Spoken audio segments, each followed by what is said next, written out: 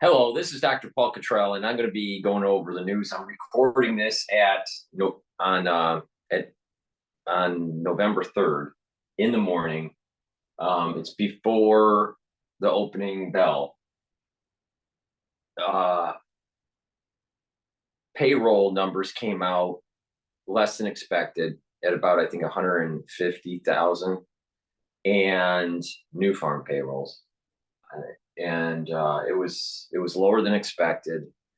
That would be an indication that maybe the Federal Reserve won't raise rates. The Federal Reserve will continue to raise rates unless some serious crisis, unless the three-front war starts. But inflation still is entrenched, so the Federal Reserve are going to have to raise rates eventually. So they're in a pause right now. The market reads this new data that came out with new farm payroll to be new non-farm payroll, I should say, to be an indicator that the Federal Reserve may not raise rates in the next meeting. That's why the futures market's up for the Dow and the S&P 500. Oil's trading at about $83.50, so $83.50 roughly around there. That's WTI, not Brent, so that's the U.S. trading. All right, what I'm going to do is I'm going to play Fox News, and we'll go over the latest and greatest. And you got to remember what happened last night. Excellent troops have surrounded Gaza City and they've been bombarding it. There's probably an excursion into the city, rooting out some of these tunnel systems. All right, but what they're basically doing is doing a choke on the city, and then they're gonna do a heavy move in, an invasion into the city. So there were more casualties. As of the prior videos that I've been doing, the casualties for the IDF were at 15. Now they're at 23.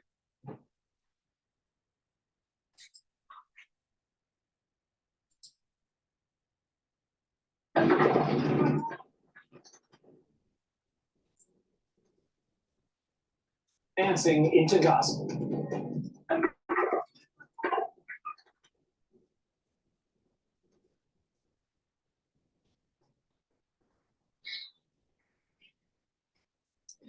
The IDF says it has Gaza's largest city surrounded and is ready to move in. Hundreds of Americans still inside Gaza. The White House says it is working to get them out, as well as our hostages released. Trey Hicks live on the ground in Israel with the very latest trip. Yeah, hey, Todd, Carly, good morning. Some significant developments on the ground as Israeli forces say they have completed the encirclement of Gaza City. That announced yesterday by Israel's chief of staff, who says thousands of soldiers are on the ground in Gaza, continuing to push through the strip, trying to destroy as many Hamas strongholds and tunnels as possible. We do know those forces continue to push forward, but they are taking heavy losses. The Israelis say this week they've lost 23 soldiers inside Gaza. They've been ambushed by Hamas militants who are using RPGs and anti-tank guided missiles to try and hold those forces off. As this is taking place, the Israelis are pushing forward their air support, attack helicopters and fighter jets, trying to target as many positions as possible. We do know today U.S. Secretary of State Antony Blinken on the ground once again meeting with the Israelis. We do expect the Biden administration to push for some sort of pause in the fighting to allow more humanitarian aid to get into the strip and also let more of the foreign citizens.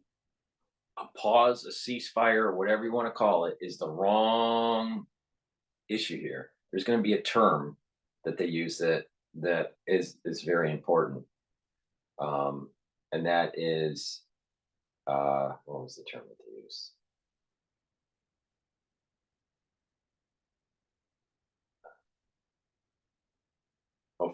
Offensive inertia. I think was the term. Hold on. To come out. All of this is taking place as the northern front heats up. Later today, Hassan Nasrallah, the leader of the Lebanese militant group Hezbollah, is slated to speak at 3 p.m. Beirut time, 9 a.m. Eastern time, and he will announce what comes next in the conflict on the northern front. Last night, I asked Jonathan Conricus, a spokesman for the Israeli military, what the Israelis make of this speech and what they can expect. They say they are preparing for an escalation in the north, but they have to be patient and wait for what comes next. As the fire does continue into northern Israel, the Israelis are striking different positions in southern Lebanon, hoping to send a message to Hezbollah to try and deter them from getting more involved in the fight. Todd, Carly? Yeah, we're also learning that Russia's Wagner Group plans to send air defenses to Hezbollah, which is adding concern on the northern front as well. But Trey, the IDF has said that this war is going to take months, not weeks. But every update that we're getting shows that significant progress is being made in terms of the number of Hamas targets being taken out, and now that the IDF has encircled Gaza City. So where are we in this war, really, in your estimation? So the Israelis are making a lot of progress inside Gaza. Just because Israel is making progress, that tunnel system is all through Gaza, north all the way to the south.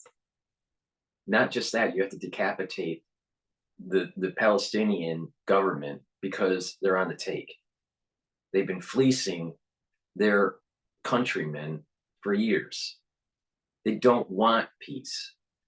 Then you have the leader of Hamas that's basically saying that Israel is going to be wiped off the face of the earth. And oh, by the way, Iran is saying the same thing about Israel and the United States. So Americans and Israelis need to wake the fuck up and get the job done. The stupid comment about, well, you know, they're progressing. You know, the reason why they're progressing is because there's a whole lot of Jews that are getting sick and tired of the bullshit with Hamas and Hezbollah, and they want to get the job done.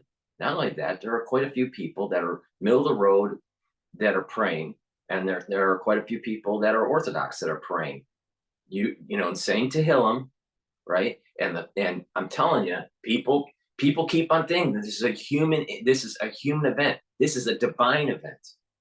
And all these divine events that have been written down, when people were rising up against the Jewish people, these people ended up getting killed. And there was miracles that happened. Now, people that are sensitive can see some of these things that are happening. We're, you know, the narrative of the ultra liberal or the wants of the terrorists are foiled, and you know it's flipped on them. You think I'm wrong on this. I'm not wrong on this. But this is a stupid question. You know, it was very clear what the Israelis see. You know, with America, you know, they want, what is it done yet? Is it, you know, I got to go to the next crisis. Oh, you know, I got to hit the next button. You know, everyone has attention deficit disorder now. And I thought the Israelis made it very clear. They're going to kill Hamas. They're going to decapitate the Palestinian government, and it's going to be rebooted. And if they fuck it up again, then they're getting pushed out of Israel. You think it's going to take 2 weeks? No, honey. Battles will get more difficult as they get into more urban areas. So the deeper into the city that they get, the more challenging the fight will be. The Israeli air support doesn't work as well in these heavily populated areas where there are tall buildings and an urban battlefield. So they're doing their job so far to encircle the city, as they've been told to do so by the military leadership in Israel. But as they push deeper into Gaza City, the fight will be more challenging. I'm curious, I want to get into a little bit more about this speech that we're expecting. Absolutely true, but I'm telling you, there's a divine hand in this. There's a divine hand in this, and there's going to be new weapons that are going to be deployed in that region. And potentially, if this thing escalates in the region, there's unconventional means. Now, to dovetail this news, CNN wrote an article 10 hours ago, and you can see the narrative that the liberals trying to create. U.S. warns Israel amid Gaza carnage, it doesn't have long before support erodes. I'm telling you, stay on the good side. Don't worry about the support, because all that matters is getting the job done and being on the right side. And the support doesn't mean anything. It doesn't mean anything, because if you judge this based on support, then you're not going to get the job done, and it's going to get worse down the road. We are all getting judged. This is a divine event. This is not a human event. This is a divine event through, interaction with humans. Those are two different things. Sometimes humans do things and the divine doesn't get involved. But there has been a series of things that have been happening that are against the precepts of the Bible, precepts of the Torah, that has shaken the upper world to a point where there is retribution coming. So this story on CNN, is creating this narrative that if Israel doesn't get the job done quickly, then the support's going to erode, and they're pushing for a ceasefire, because why?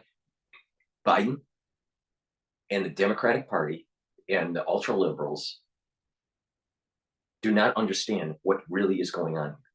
Their theoretical framework on life, their worldview is in question now.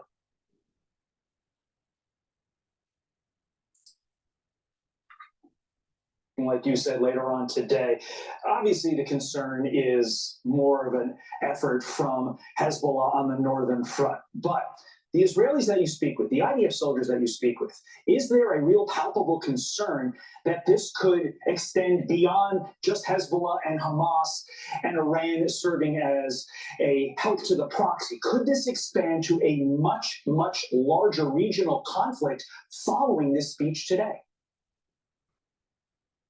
Yeah, absolutely. And look, the Israelis so far behind the scenes say they believe Hezbollah is deterred up to this point because they see the American warships in the region. They understand Israel has the backing of the United States, and a war would drag in the United States that would ultimately help Israel to destroy Hezbollah, Iran's biggest proxy in the region. And then ultimately, it could reduce the capabilities of the Iranian military. And so there are real calculations being made on the ground. But Israel has to be prepared for this to unravel into a broader regional conflict. The reality is we don't know. And Israel doesn't know, and so they have to... It's going. The northern front's opening up. It's happening. Fire here, and they are one decision away from drawing the entire Middle East to a broader ground war. That is one thing. It's time. You have the White House, rumors coming out of the White House that they're trying to cobble together this two-state solution again with many Middle Eastern Arab countries as the leaders in Gaza. And then there's the possibility, based upon how today goes, that maybe some of those countries could be in a war against Israel. It is just so interesting. I said last night that as this moves towards a more larger regional conflict and a world conflict, and because humans are being judged on doing things that we shouldn't have been making, and doing, destruction of the family unit, but, developing weapons of mass destruction that we shouldn't have been doing. We're being judged on it. But it's going to get to a point where it's possible that the divine presence will use the things that humans weren't supposed to use to be able to usher in this messianic age that seems to be evolving. Israel boundaries are going to expand. There's a lot of densely populated areas that would have to be cleared for Israel to expand. All right, to the biblical borders, the original biblical borders. Because my understanding is that there is a promissory border, and then the border system that starts when they go into Israel, right, with Joshua, and the expansion of that through King David and some of the other kings, and then it contracted, right? But the original borders that are circumscribed in the Torah are going to come to fruition for the Temple Mount to be rebuilt. That means that unconventional means are going to have to be used in the surrounding area. And that also means that there's going to be massive death and destruction for that to happen. It's not going to be conventional warfare that does that. We may be seeing the beginnings of the usage of the things that we should have never been doing. We're being judged through the things that we've been doing. And again, this is the snake eating its tail. Not wrong on this. All right. Supposedly, I'm trying to find. Oh, here it is. This is what I'm looking for.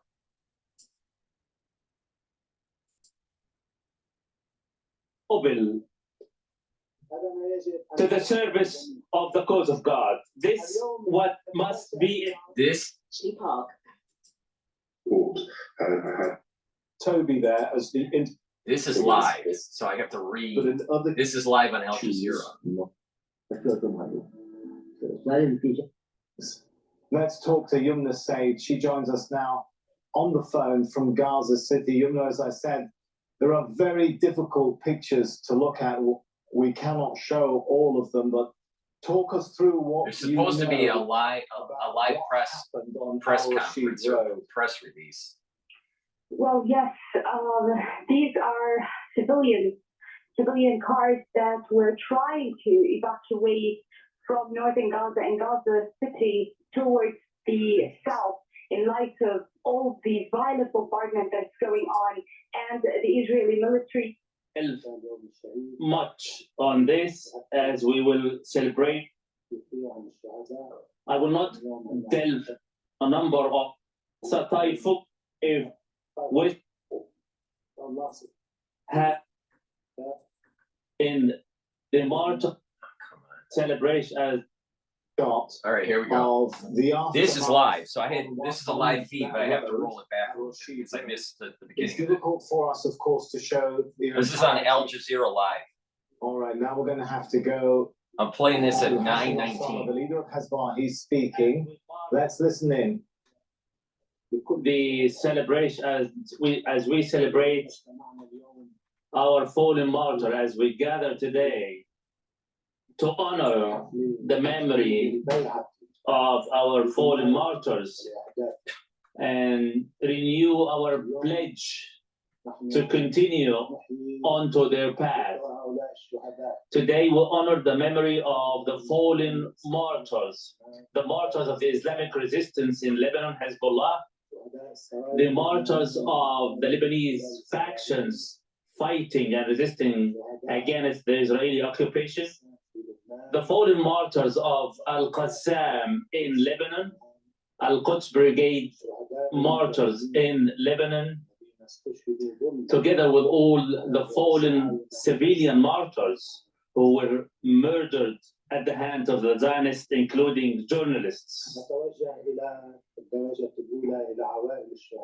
I start by offering my deepest condolences to the families of the fallen here in Lebanon.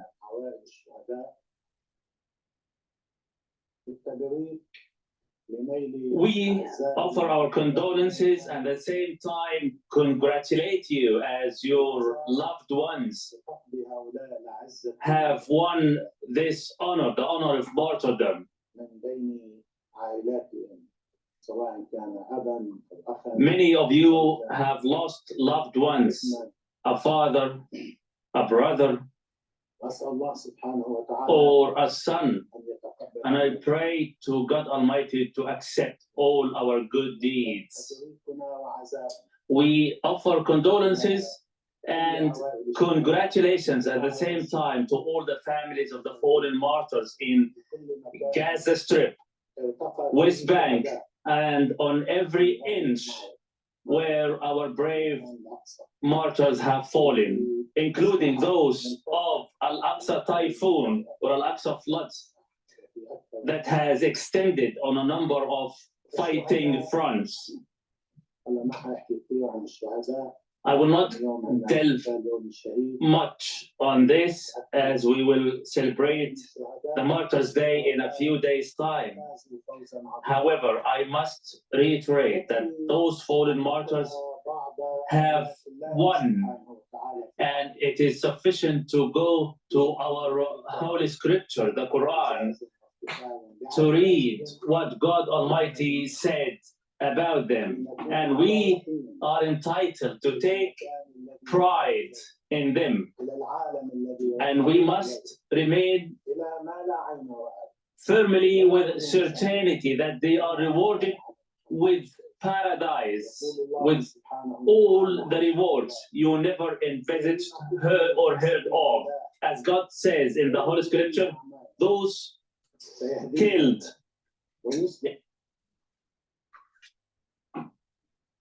Go and kill innocent people so you can go to heaven. That's what he just said. Actually, with Jewish people, when you take a life, even in battle, there's some sort of a taintedness on the soul that has to be cleansed. If you're by a dead body, you have to be cleansed.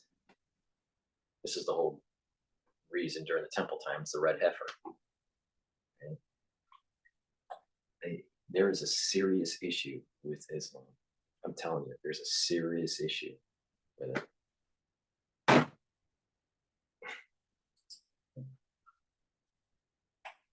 To the service of the cause of God will be rewarded with paradise as introduced to them. All believers, if you support and work for God's cause, you will be rewarded with victory. The same in Al-Imran Surah. Do not think those fallen to the service of cause of God are dead, yet they are alive, joyful with what they have been rewarded with, without fear or grief, abiding in God's blessings, that their good deeds were not wasted. So our fallen martyrs are not dead. They are alive, not in the judgment day where all the human beings will be resurrected. No, those fallen martyrs are now alive in God's paradise. Do not think they are dead. They are alive, but you feel not them. God comes down because he's tired of mankind not being able to have peace on earth and doing things that they shouldn't be doing, and destroying the family unit, and promoting homosexuality, and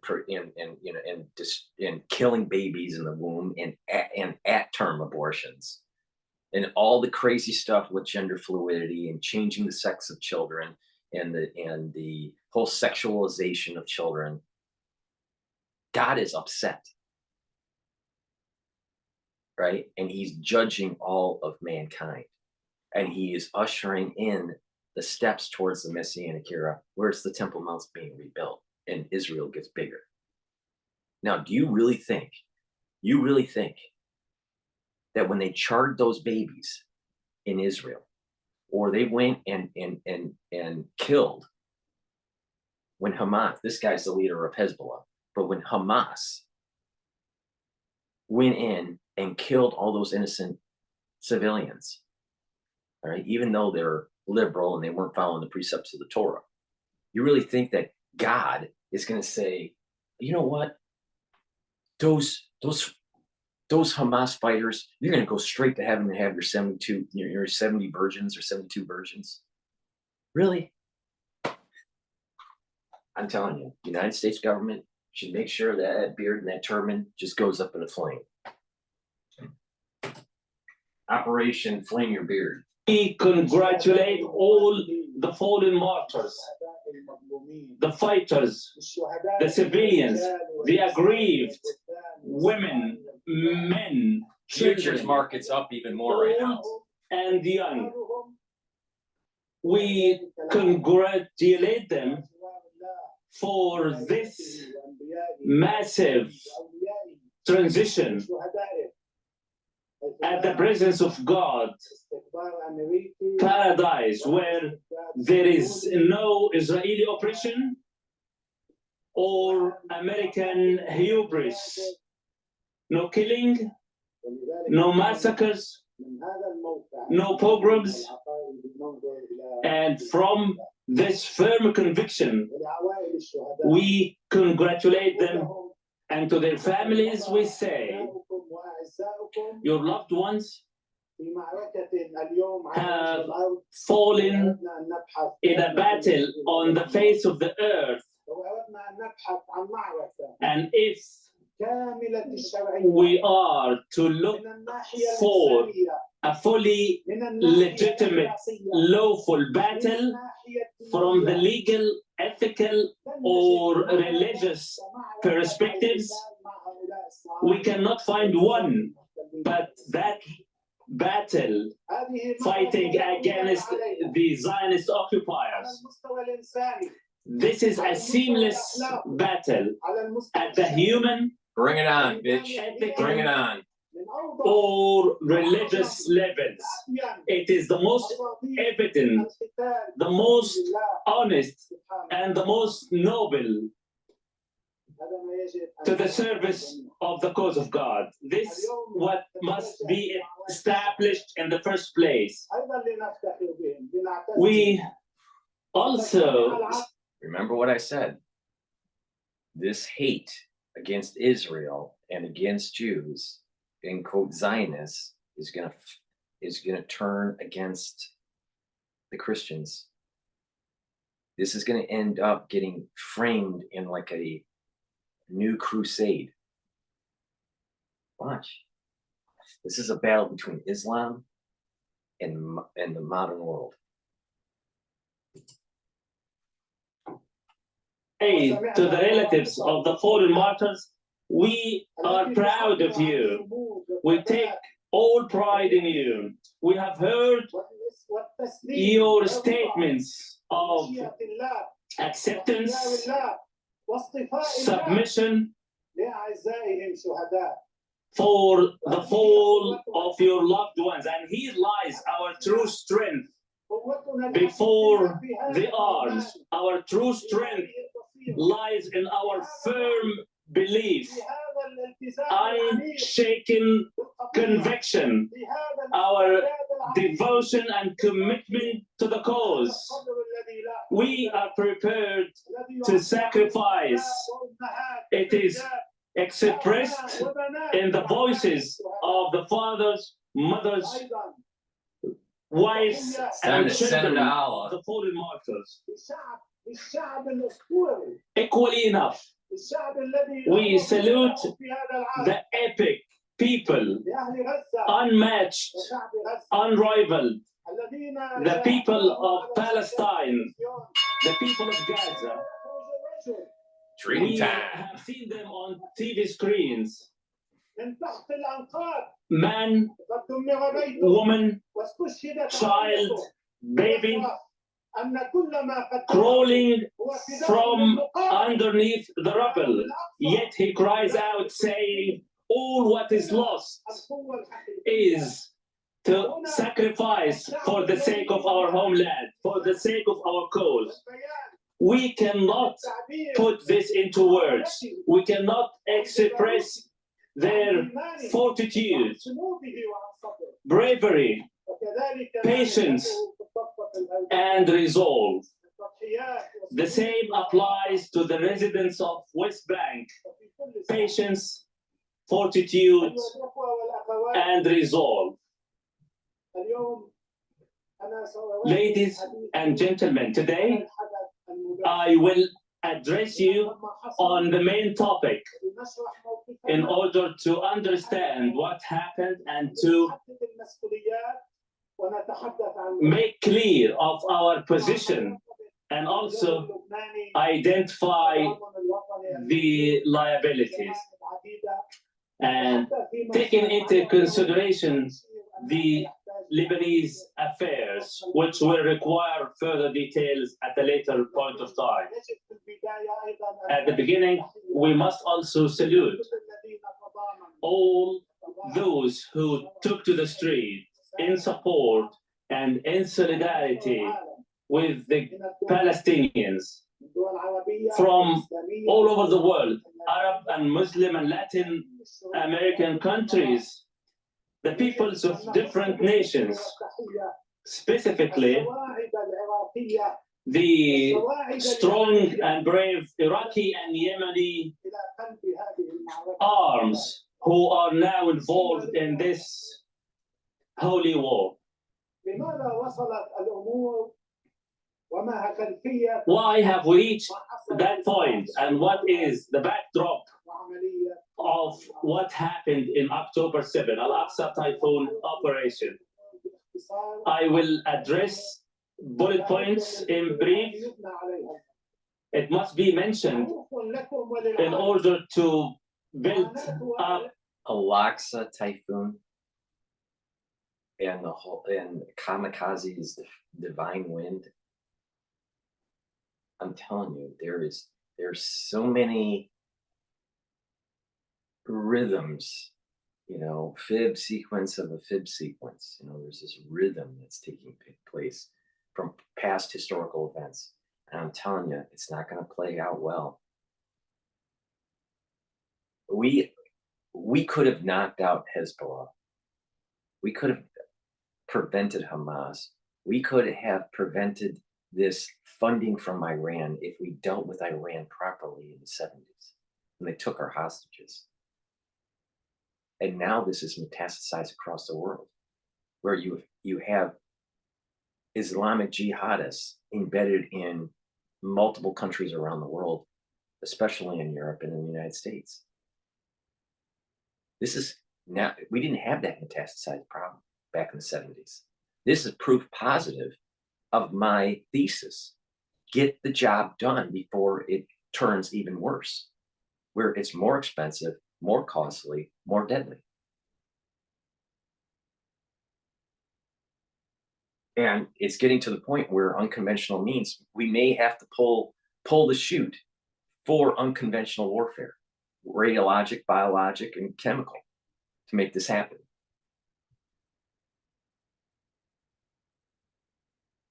And there's enough knowledge used, enough knowledge that is gained that it can create the foundation for targeted biowarfare. It needs to improve, it needs to get more precise, but, you know, when we are into a corner where it's an existential threat of our own existence, then we may need to pull a chute and do mass killing. Our stand, the pain and suffering. I apologize for interrupting, but sorry, I apologize for interrupting. Don't send me to hell. For the ones that are the virus deniers, the ones that don't understand that the United States was trying to build shield systems in immunological mechanisms to create antibodies for their population. So when they are about ready to drop a biologic, that the citizens are protected, or the troops are protected. This has fallen right into what I was saying in 2020. Now, I'm against biological warfare, but if it's an existential threat, or this thing starts to go, the whole world starts to go up in flames, then you have to use unconventional means for survival. So all those ones that think that that the virus deniers and and the systems that were being developed that are poor and porous shield systems and biologics, they may need to be used. Wake up, wake up. That's where this is going.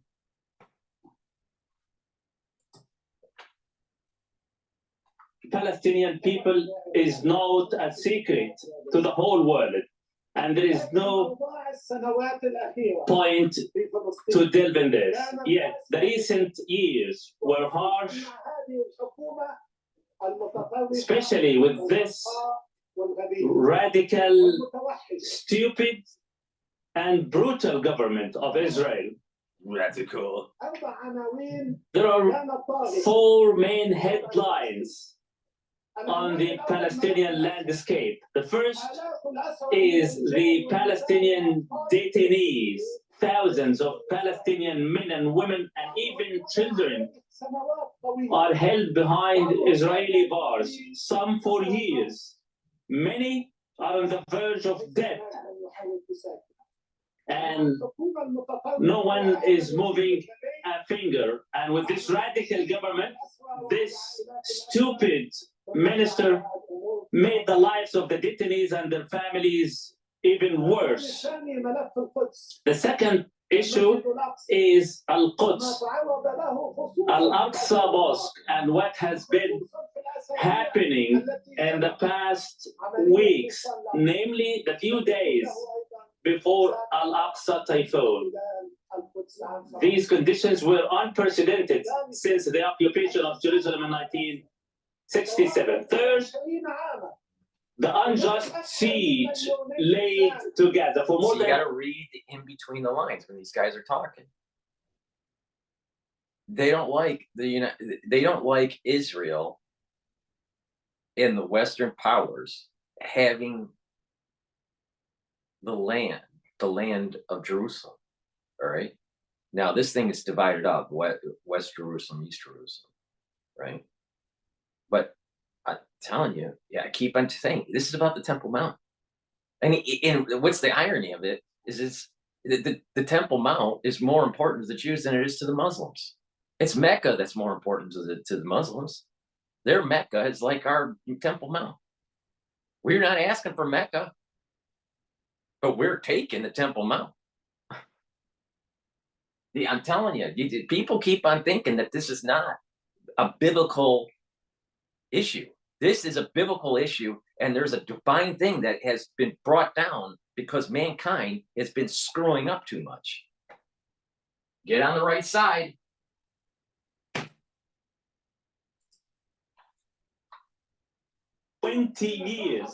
Almost 20 years, more than 2 million people living in an open concentration camp without any person moving a finger in the whole world.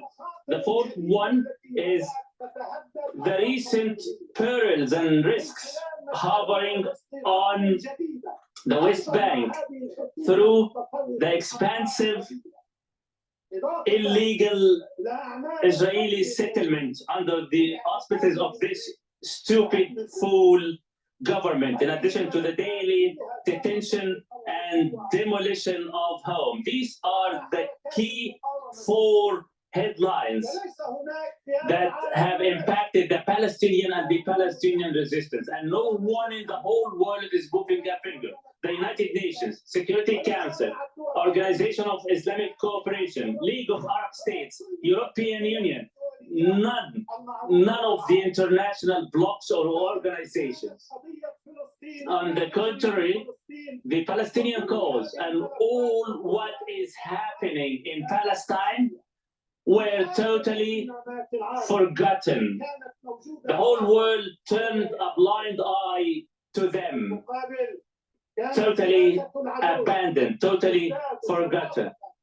In contrast, the policies of the enemy are more ferocious, oppressive, humiliating. Therefore, there must be a big event to shake this oppressive, occupying, usurping. There must be a big event. I'm telling you, the Iran, Hezbollah, and Hamas are gonna do a massive attack and maybe heavily damage Tel Aviv. And it may not just be in Israel, it may be in multiple areas of the world, like a worldwide jihad kind of thing. All right, wake up. If you're Christian or Jewish, you need to wake up. This is a battle of civilization. This is not just a Palestinian-Israeli conflict. Trust me on this. This is biblical. And if this is not managed properly, and if we keep on playing footsies and try to do ceasefires, we start to embolden this crap. And it's going to get worse, and it's going to go unconventional. That means a lot of deaths. And it's not just going to be in the Middle Eastern region. It's going to be a lot of deaths in Europe, and it's going to be a lot of deaths in the United States. And we're talking, it's probably going to be measured in mega deaths because it's going to go unconventional.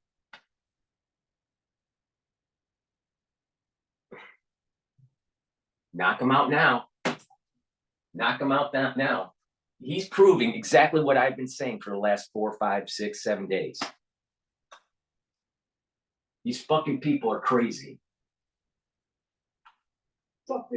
Zionist regime with their backers in Washington and London, and to reopen these humanitarian issues before the eyes of the whole world, and to resurface the Palestinian cause, the just cause, as the focal cause to the whole world. Then came that glorious jihadi operation of October 7th, Al-Aqsa Typhoon. The operation was triggered by the fighters of Izzuddin al-Qassam, supported by the fighters of other Palestinian resistance factions in Gaza Strip.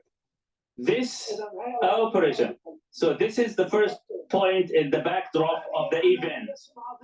This glorious, ballistic, large-scale operation was 100% Palestinian in terms of decision and execution, 100% Palestinian.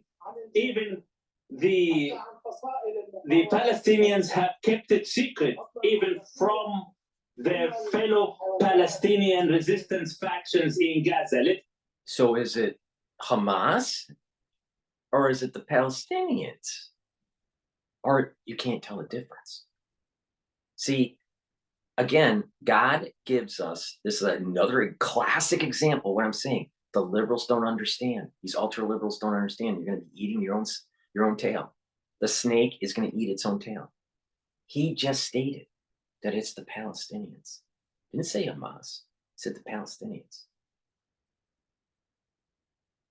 And I've been saying the Palestinians, not all of them, but many of them are complicit in this because they allowed Hamas to take hold.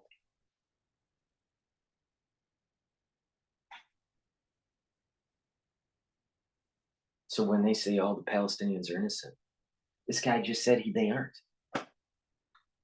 The leader of Hezbollah just said the Palestinians were involved in their jihad of October 7th. Other resistance factions across the resistance axis. The element of secrecy was a linchpin to this emphatic success of the operation. It came as a surprise, shocking surprise, unlike what is assumed by many, namely those who would like to drive a wedge among us, unlike to what's been assumed by many. That type of confidentiality and secrecy adopted by Al-Qassam did not anger us here. It was a requirement for the success of the operation. And this operation has no bearing on any decision or move to be taken by any other faction along the resistance axis. This move taken by Hamas have stamped the true identity of the battle and also precluded all the enemies and hypocrites to raise any false claims, especially when they speak about the relations between the regional resistance factions. At any point of time when there is a battle, they start to speak about the Iranian nuclear program, the US-Iran negotiations to serve the Iranian interests or agenda in the region. false claims. هلك الطوفان الأقصى من Yet, خلال قرارها الفلسطيني. Al-Aqsa Typhoon was 100% Palestinian in terms of decision and execution. The secrecy in which the entire operation was shrouded proves that it is a totally Palestinian cause for the sake of Palestine and the people of Palestine, and it has no relation at all to any international or regional issue. This operation also proves Why the hell are the Yemens shooting drones and missiles? Why is there continued northern activity with Hezbollah? That's a bullshit statement. This is a wider regional war. we have been reiterating over the past years. Let the foe and friend understand. Let it be understood by all enemies and friends that the decisions of the resistance factions is in the hands of their own leader. Since the Iranian Revolution, from Khomeini to Khamenei, have always been openly adopting and supporting resistance factions in Lebanon, Palestine, and in the region. However, they do not exercise any form of authority or mandate on these factions or in their command. And what happened with the Al-Aqsa Typhoon proves this fact. And those who are willing to interpret what is taking place today and what's going to take place in the future, that the true decision makers are the leaders of the resistance themselves to the service of their top and true cause. Ladies and gentlemen, the third issue I would like to speak about, the repercussions of this event. What's been happening on the battlefield, I believe you are all closely following. I could be wrong on this, all right? So please correct me. He's saying Al-Aqsa Typhoon. Isn't it the Al-Aqsa Mosque that is on the dome?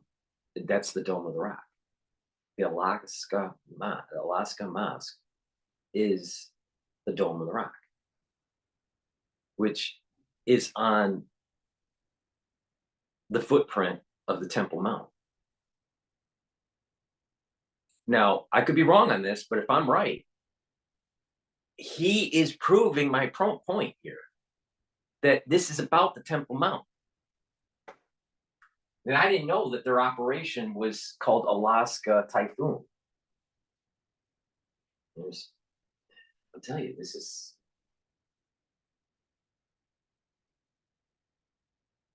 We need to target this guy and kill him.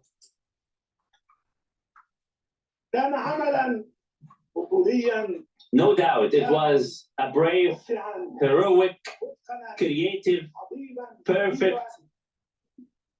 massive operation, commended at all fronts and at all levels. What are the repercussions of this glorious operation? It caused a seismic shake, an earthquake. It's true. In terms of security, military, politics, diplomatic, even psychological. It has very profound. But they think that it's their own doing. And the reality is it's the divine presence. Some people call that God. Some people would call that Allah. Some people would call that the Bitchute. Some people would call that Hashem. But the divine presence is coming in and making these events happen to see what side you are. And depending on what side you are, depends on how you will be blessed and how you will be cursed. Everyone's getting cursed at the beginning. Right? Your punishment is going to be even more severe if you're on the wrong side.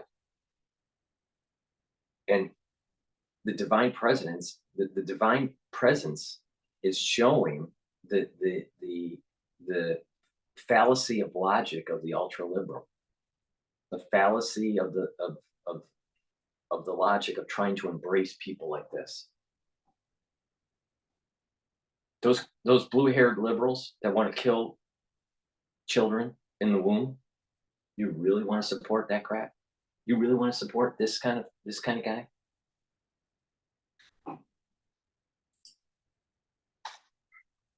Strategic existential repercussions that will continue to have bearing on the presence of this Zionist entity and its future. No matter what the enemy's government has done over the past days, and no matter what they will do over the coming days, cannot change the impacts and repercussions of Al-Aqsa Typhoon strategically and historically on this Zionist entity and the future of the conflict in this region. This operation has lifted the lid and uncovered many facts. However, speaking of the repercussions, the glorious repercussions and effects of this glorious operation requires hours, if not days. However, what's more important, it has exposed the frailty, weakness, and total fragility of Israel. Don't get too confident. Than a spider's web. I have read some reports on the Israeli media that the Israelis themselves have come to believe more than someone, meaning myself. The Israelis have come to believe that Israel is more frail than a spider's web. This fact was established and cemented by Al-Aqsa Typhoon operation. The United States administration, represented in their president, ministers, state secretaries, and even top brass, to support this shaking entity in order to get some This is going unconventional. back on its feet again,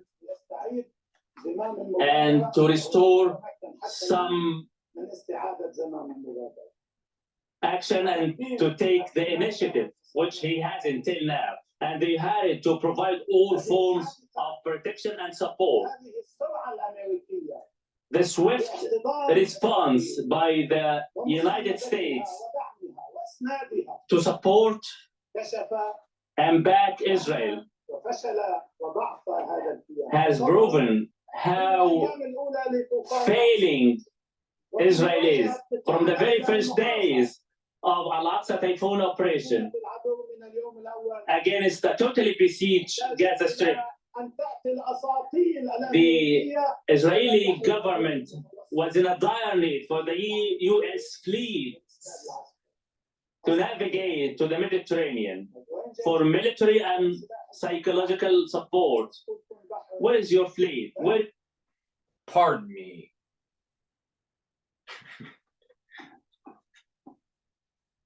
The whole world is watching. Billions of people are in tune to see the big event, all right? There's going to be a lot of death and destruction. Don't be fearful, and just try to improve being a good human. But mark my words, the Temple Mount is getting rebuilt. And this is a biblical event. It is amazing that we're living in the eve of the Messianic era. I'm not sure if we'll see the Messianic era, but we're seeing this is the beginnings of the eve of it. Now, the eve of it, in standard terms, would be, the day before, right? The night before. I mean this, that it may be several years away or several decades away, but we're living in our generation is living in the eve of this time period. We have not protected Mother Earth. We have not been kind to one another. You look at social media and you can see the hate. There are people that have committed suicide because of this hate and hazing and loss of self. And we have, as a society, made weapons of mass destruction, played around with nature that we should not have done, aka biologics. And there is a retribution that's taking place on all people. Everyone is getting judged. So don't get in the idea, we're the good guys and they're the bad guys. It's much more complicated. Because there are going to be people in Israel and in the United States that will be heavily judged. And there are people that are within Hezbollah that won't have as much of a harsh judgment because of their personality, because of what the way they really are, not necessarily how they affiliate. So it's going to be it's going to be a multitude of different compositions of curse and blessing. It's not as simple as saying all Hezbollah is going to be cursed or all America is going to be blessed. It's not going to work like that. And we're probably seeing the decline of the American empire here. And maybe our whole existence was to be the yoke of this organism that is evolving in the Middle East. But the rhetoric is rapidly increasing in extreme fatality, right? Right? So because of that,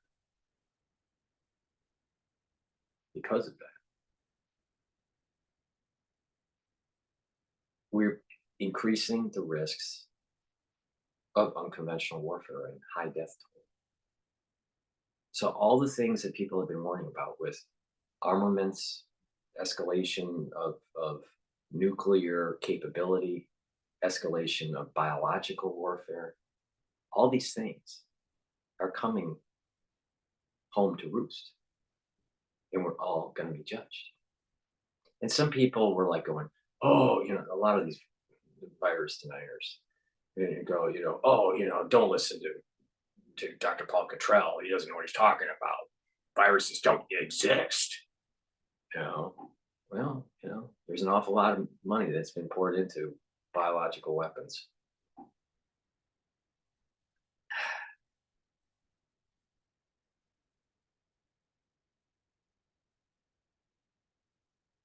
I wish I was wrong, but unfortunately I'm not. To warplanes, where is the invincible army of Israel, the mightiest in the region? Where is all that? The United States hurriedly dispatched warplane carriers and other pieces of their naval fleet. The U.S. top brass. ISM data came out, and it's below expectation. It's at 51.8%, 51.8, and it was supposed to be, the estimate was 53, and the prior one was 53.6. So you have unemployment, you have employment payroll. The employment payroll went down relative to expectation, but it's still positive at 150. You have the ISM number down, right? And there was another manufacturing index that came out 2 days ago, I think it was, that was below 50. So we're seeing slight contraction, at least in the manufacturing data, but we're not seeing it in the payroll data. These are data points to suggest that the Federal Reserve may hold more, and the traders and some of these investment houses are hoping, it's not going to happen, but they're hoping that the Federal Reserve will reduce rates. And this is the reason why the Dow is up almost 200 points at this moment in time. All right, back to Allah Akbar. Cottrell's military experts running to the area to open the strategic weapon depots for the Israelis. From the very first days, Israel demanded new weapons, new missiles from the United States. From the very first day, Israel demanded $10 billion.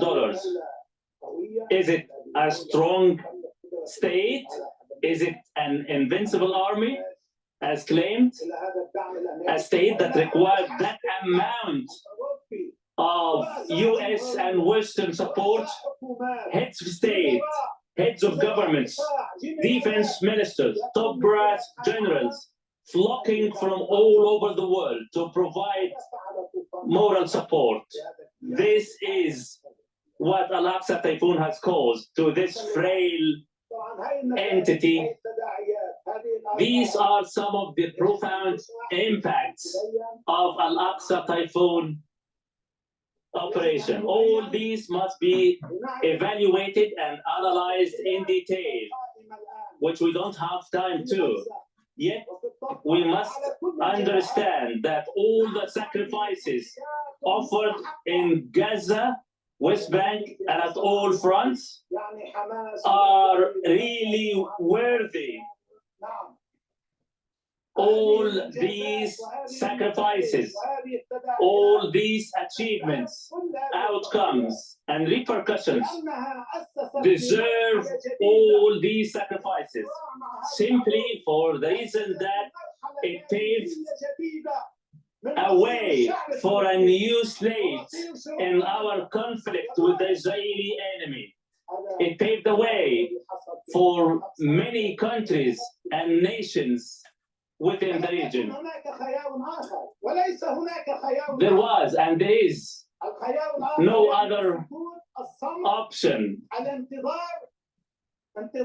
The other option is silence,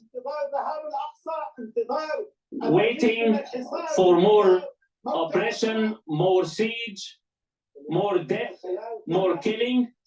This was the other option. That's why we can say that the decision was wise, brave, prudent, and worthy of all these sacrifices.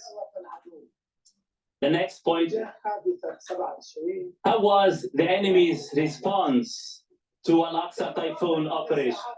From the very first hours, it was clear that the enemy was lost, stray. You know, it's a Sabbath day, and this was a perfect timing by the commander of Al-Qassam. It seemed that they have had a long night, drunkards, not only in Gaza envelope, but also Tel Aviv and Jerusalem. It took them hours to come out.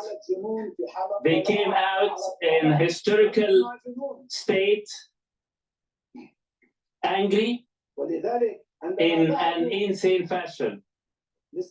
That's why when they had to recapture the settlement within Gaza envelope. الذين ارتكبوا المجازر They perpetrated massacres against حماس the Israeli settlers, not Hamas. أصوات ومقالات Now we start to hear and read reports and investigations providing evidence that it was the Israelis who perpetrated the killing among the Israeli settlers.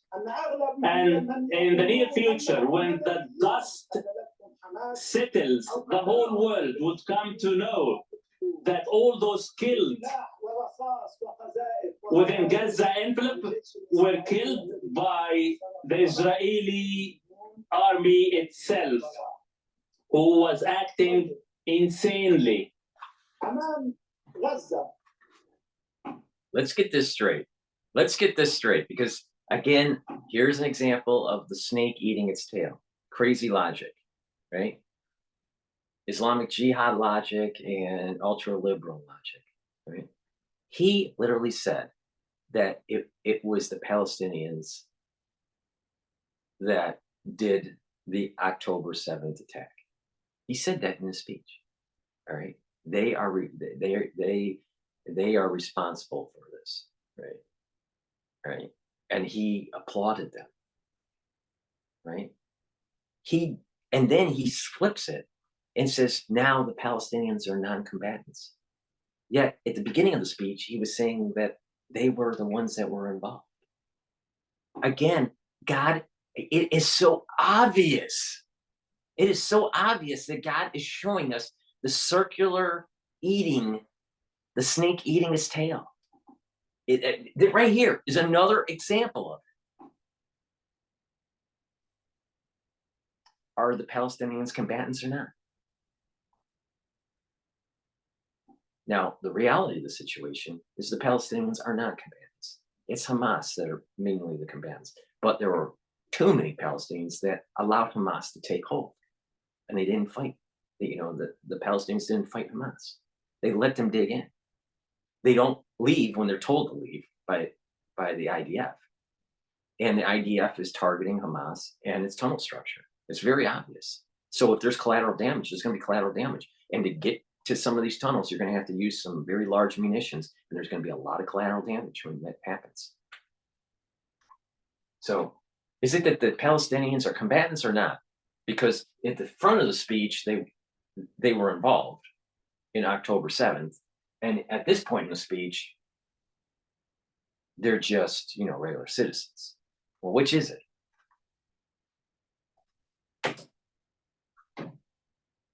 أمام الحادث المهول الذي تعرض له العدو. In the wake of this big seismic event, it seems that the successive government of Israel do not learn the lesson. Unlike we always hear that Israel is learning the lesson, here they are. They never learn from past lessons or experiences, especially their experiment or experience with their wars against resistance factions in Lebanon and Palestine. What is taking place today took place in the past with some differences. In July 2006, in the successive wars with Gaza, at a different scale and different levels. Among the gravest mistakes committed by the enemy in the past, and it is taking place now, is setting high goals that they cannot achieve. Setting high goals they cannot reach. They set as top goal to annihilate Hamas, the whole of Hamas. Then, speaking of toppling the government of Hamas, then eliminating the leaders of Hamas, then the military wing of Hamas. Now they are claiming to have as the top goal to annihilate Hamas. And when they started to wake up we now speak about another goal to bring home the captives, those who have had a long experience with different resistance factions in Palestine and Lebanon throughout history. Have you seen at any point of time, the Israelis capable of releasing their captives without negotiations? Never. What happened in Lebanon 2006? They declared as the goal is to annihilate, to wipe out Hezbollah.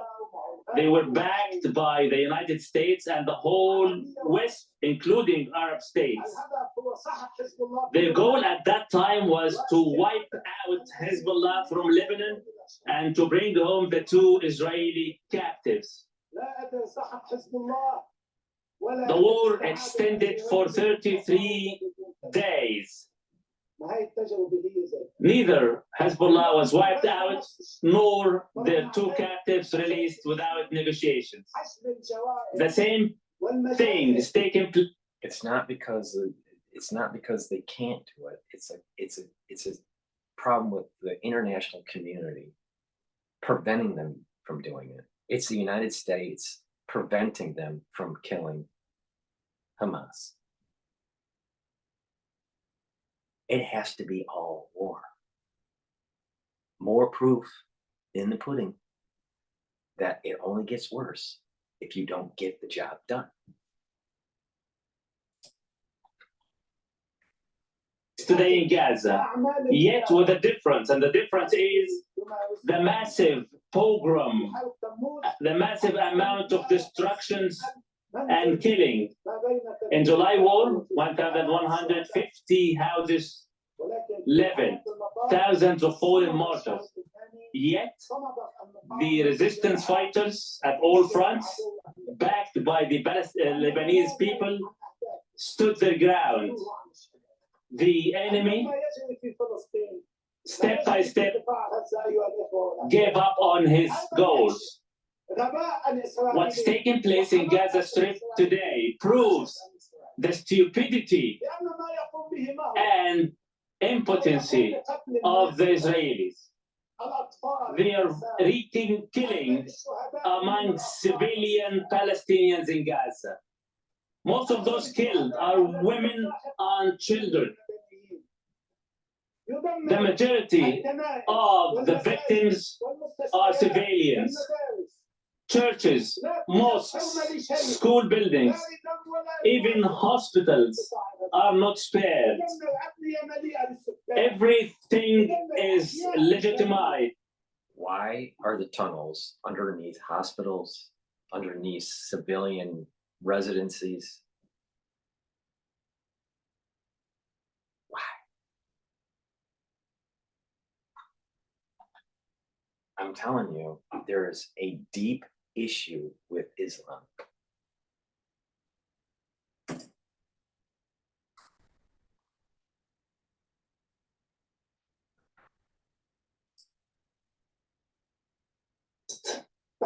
Entire neighborhoods are wiped out. School buildings, places of worship, and the whole world is standing by watching. Does this require an invincible army? For a whole month, the Israelis failed to produce a single military achievement. And when they started the ground operation, I don't know what world this guy's on. 20 hours ago, one of the financial news websites published about Taiwan scrambling jets because 20 Chinese fighters went in its airspace. Another data point showing that this may end up being a 3-front war. In scenario of July war in Lebanon, the random shelling, displacement of citizens, and the killing and the falling of thousands of martyrs could not bring the resistance to their knees.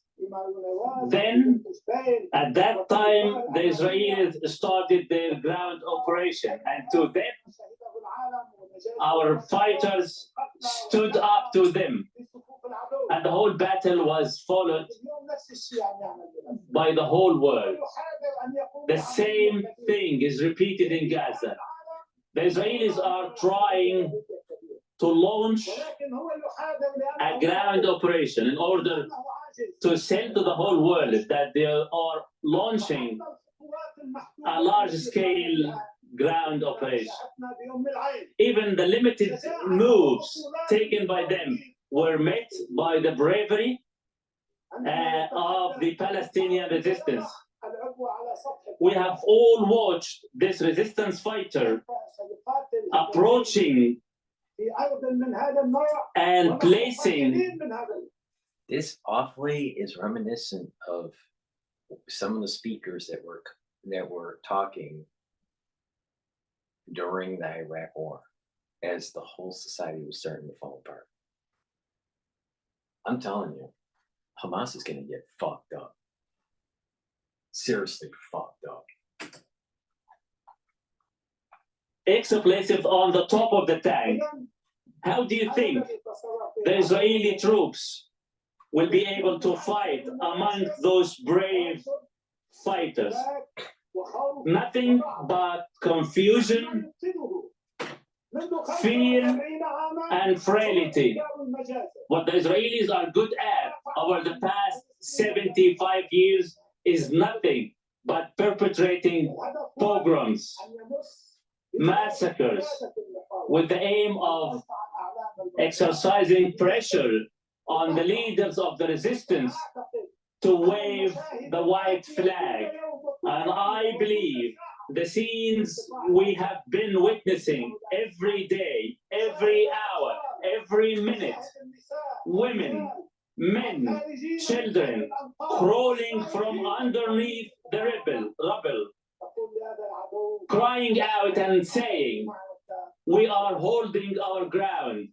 We are standing tall. The end of this battle will be nothing but your defeat. By killing innocent civilians, you will not achieve anything."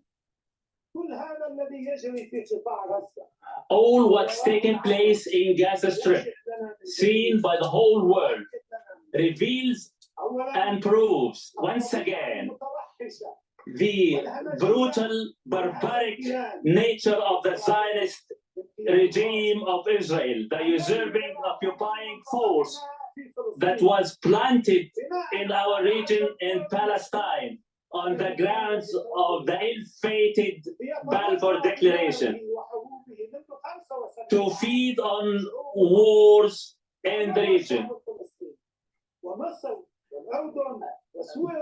starting Palestine and the Palestinian people, followed by the Egyptians, Lebanese, and all the peoples of the region. After all these long years, as they tried to convince the whole world that this entity is a state of rule of law, humanity, democracy, this is all proven false. We have witnessed victims, men and women, innocent civilians, the children of Gaza have unmasked the truth of this barbaric regime, backed by the Western media, who are trying to convince our peoples to remain silent or even normalize with the Zionist entity. This also reveals the direct responsibility and liability of the United States. Also, the US hypocrisy. From day one, Biden claims to have spoken to the Israelis about humanitarian issues, civilians, all false claims. For a month, Gaza and the Gazans have been reeling under the brunt of barbaric, ferocious, brutal, ruthless, merciless aerial bombardments. They falsely claim that Hamas beheaded babies, and they failed to produce a single piece of evidence. Yet they remain silent against the images of thousands of babies and children torn apart in Gaza as a result of the Israeli missiles. Now all exposed, the whole West claiming and preaching about democracy, humanity. Why don't they say that there are tunnels underneath the civilians? Because they wanted to play to the heartstrings of the ultra-liberal. You ultra-liberals and the ones that want ceasefires and you know, the ones that think that they can socially engineer a peace in the Middle East at this juncture through some sort of Westphalian concepts are gonna fail. You're gonna eat your tail. I'm telling you, this is going biblical.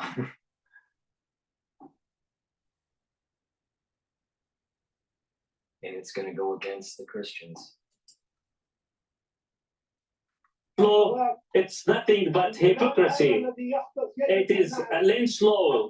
We are living in a jungle. We all must establish this fact. The United States is totally responsible for the war raging in Gaza against unarmed, defenseless people.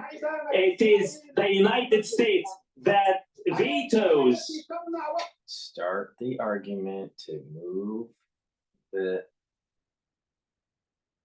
this Islamic jihad towards the Western society in Europe and the United States. You know, this is live. What's happening right now? You know, I'm rolling it back, so I'm, you know, several minutes behind the live feed on Al Jazeera. But, you know, this is a live thing that's going on. And he's saying, he's proving what I've been saying for 7-8 days now. Nation of Israel in the Security Council, to the United States that stands on the way of a ceasefire in Gaza. It is the United States proving once again, as described by Khomeini, it is the greatest Satan, the great devil, from Hiroshima to Vietnam, Iraq, Afghanistan, Palestine. The United States must be held liable and then penalized for all what it has been perpetrating against our people and the peoples of the region. And there comes the decision by the Islamic resistance movement in Iraq to launch offenses against the American bases in Iraq and Syria, considering that the United States is controlling the war in Gaza, and it is the United States that must pay the price for the crimes perpetrated by the Israelis in Gaza and by the Americans in Iraq and elsewhere. It is a wise decision by the resistance fighters in Iraq. Prudent, blissful, and wise decision. Yesterday also we heard about new measures against the occupied Palestinian territories, and this will be revealed on the coming days and hours. And here we salute all those noble men, noble fighters who are lending a helping hand to their fellow resistance fighters.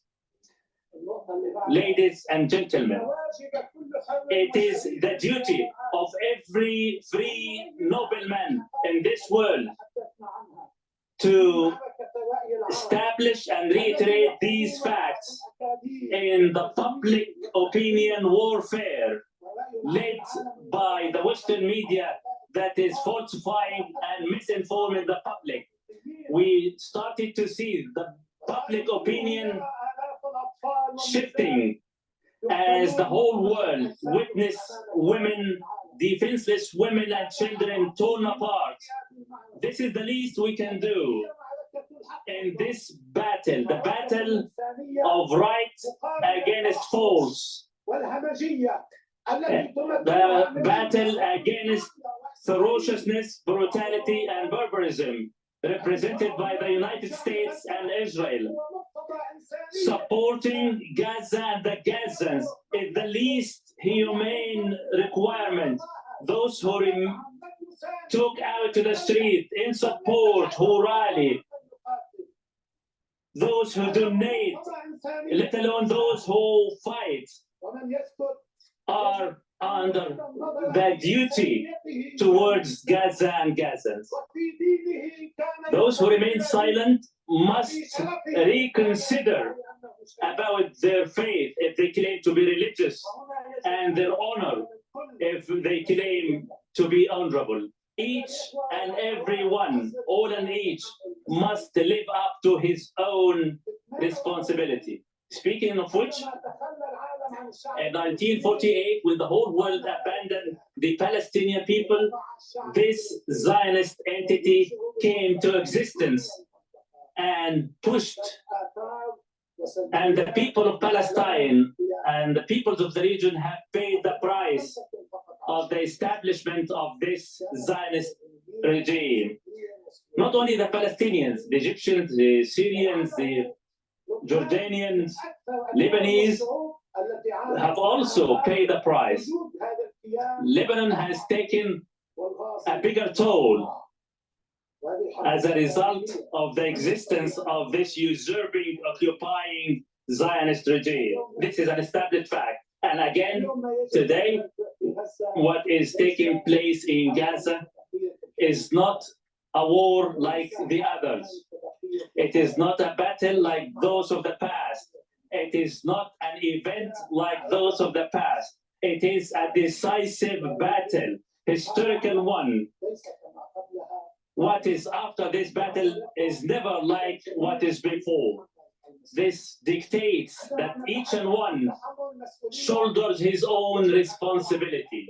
Speaking of which, we must set the near-term goals, which we should all work to achieve. The first goal we should work for day and night is to end the war on Gaza. The second one is to enable Gaza, the resistance fight in Gaza, and particularly Hamas, to triumph. These are the two short-term goals. We should not lose sight of these two goals. The first, to cease the war, cease the aggression on the grounds of humanitarian, ethical, religious, lawful grounds, which are unquestionable. The second one is to the interest of everyone. It is to the interest of the Palestinian in the first place. It is to the interest also, as some are misinforming the public. Some are claiming that if Gaza triumphs, it means that Iran will triumph. If Gaza triumphs, it means that Muslim Brotherhood will triumph. This is false. The victory of Gaza means the victory of the Palestinian people, the victory of the Palestinian detainees, the Church of Holy Sepulchre, as well as Al-Aqsa Mosque. Why is it that he's involved then if it's just an issue with the Palestinians? And why is it that Hezbollah and factions of Hamas in the northern region are firing into Israel? Why is Yemen getting involved? Why is Iran rattle sabering? Let me just roll it back just a little bit here because I missed. Who are lending a helping hand to their fellow resistance fighters.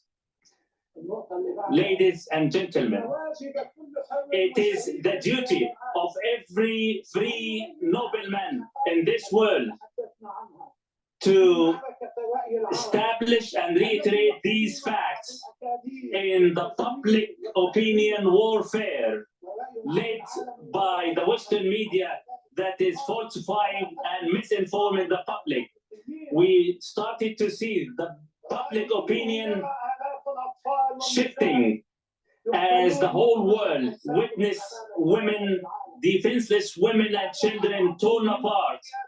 This is the least we can do in this battle, the battle of right against false, the battle against ferociousness, brutality, and barbarism, represented by the United States and Israel. Supporting Gaza and the Gazans is the least humane requirement. Those who took out to the street in support, who rally, those who donate, let alone those who fight, are under the duty towards Gaza and Gazans.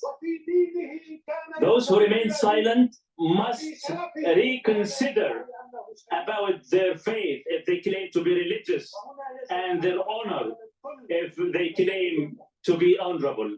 Each and every one, all and each, must live up to his own responsibility. Speaking of which, in 1948, when the whole world abandoned the Palestinian people, this Zionist entity came to existence and pushed, and the people of Palestine and the peoples of the region have paid the price of the establishment of this Zionist regime.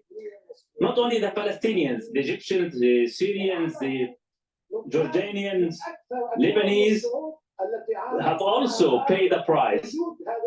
Lebanon has taken a bigger toll as a result of the existence of this usurping, occupying Zionist regime. This is an established fact. And again, I'll tell you, today, here's the problem. what is taking place in Gaza is not a war like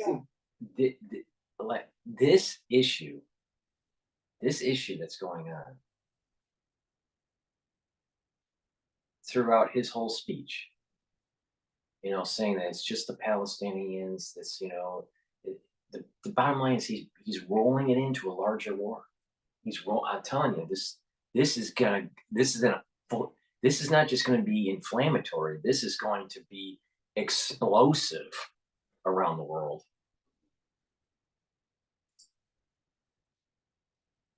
It is not a battle like those of the past.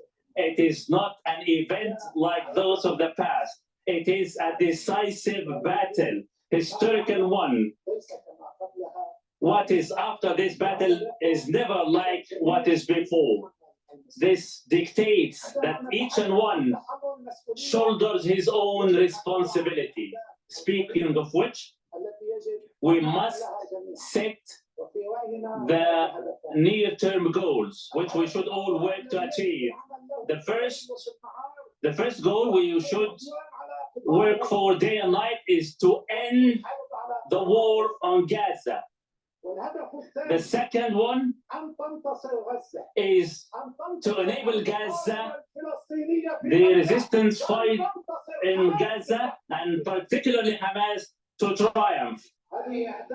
These are the two short-term goals. We should not lose sight of these two goals. The first, to cease the war, cease the aggression on the grounds of humanitarian, ethical, religious, lawful. If they're so successful in this new wave that he's talking about of trying to fight the Israelis, then why would they want a ceasefire if he thinks they're winning? If he thinks Hamas is winning?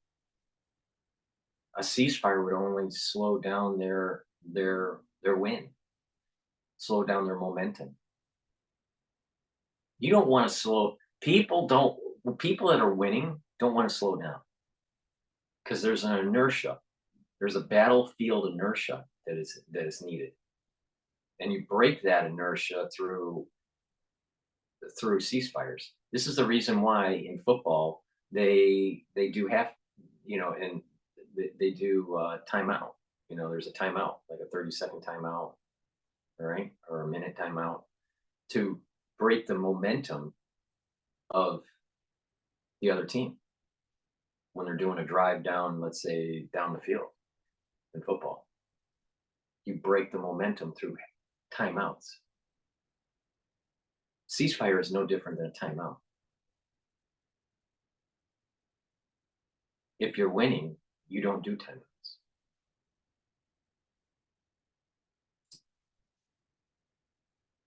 Grounds which are unquestionable. The second one is to the interest of everyone. It is to the interest of the Palestinian in the first place. It is to the interest also, as some are misinforming the public. Some are claiming that if Gaza triumph means that Iran will triumph. If Gaza triumphs, it means that Muslim Brotherhood will triumph. This is false. The victory of Gaza means the victory of the Palestinian people, the victory of the Palestinian detainees, the Church of Holy Sepulchre, as well as Al-Aqsa Mosque. It is a triumph to all the peoples of the region. There is no time to delve in details, yet it is sufficient to indicate that the victory of Gaza is to the interest of Egypt. It is to the interest of Jordan. It is to the interest of Syria. And before all that, it is a national patriotic interest of Lebanon. I believe this has been demonstrated enough over the past days. What if the opposite? What if Israel triumphs? What if resistance is defeated? What are the repercussions of the regional states on Palestine and on Lebanon in terms of security, politics, grassroots, popular level, and demographic level? Now, Israel is throwing threats to Lebanon and the Lebanese people. They are sinking in Gazan sands, yet darting threats against Lebanon and Lebanese. Using what? The bloods of Gazan women and children, by the destruction of mosques and churches in Gaza. Speaking of responsibility, it is the responsibility of every free nobleman in this world. Everyone, all and each, should shoulder his own. Arab and Muslim states must spare no effort to at least put an end to the war. If you are prevented from acting, listen to your religion, your conscience, your values. You should all work for the top. He knows he's losing, and they're afraid that that whole region is going to go up in flames with the United States military and the Israeli military. And it's time to get it done. We've been kicking the can down the road for too long. All my lifetime, we've been kicking the can down the road. And I believe that this week is the anniversary, or today is the anniversary, or tomorrow is the anniversary, somewhere, or it's close to the anniversary of the Iran hostage crisis. Goal to end. Condemnation statements are not enough. Civil relations. Recall ambassadors. We cannot condemn at the same time supply gas, oil, and food supplies to Israel. Regretfully enough, in the past wars, the Arab and Muslim states calling for cutting off oil supplies to the United States. Now, we are calling on the Arab and Muslim states to cut. Today is November 3rd. The Iran hostage crisis started November 4th, 1979. And this is an interesting thing that, you know, as we pause Allah Akbar. My interest in international affairs was actually during the hostage crisis. And it was Ted Koppel. And I think this was basically really started his whole famous show. Covering that incident. I remember it very well. And ever since then, I remember I had this black and white TV in my room, my bedroom. And, you know, with the antenna, right? You know, because back then, you know, you didn't have cable, right? You know, and the two things I remember on that TV was the Johnny Carson show and listening to Ted Koppel, because he had this nightly news show. And nothing's changed. We have been kicking the can down the road forever. It's time to fucking get the job done. Of oil and gas and food supplies from Israel. Stop your exports to Israel. I have read some reports coming from Israel satirically saying that 22 Arab and Muslim states cannot deliver a single truck of supplies to Gaza or allows the departure of a single patient. Look how weak, impotent we are. Gazans are telling the whole Arab and Muslim countries, we are not asking for your arms, weapons, or fighters, but do you not have the least of honor or dignity to deliver some aids? Presidents, scholars, ministers, many high-level and top-notch officials, aren't they capable of going themselves, staging sit-in on the borderline with Gaza? They can turn the borderline as a platform to address the whole world.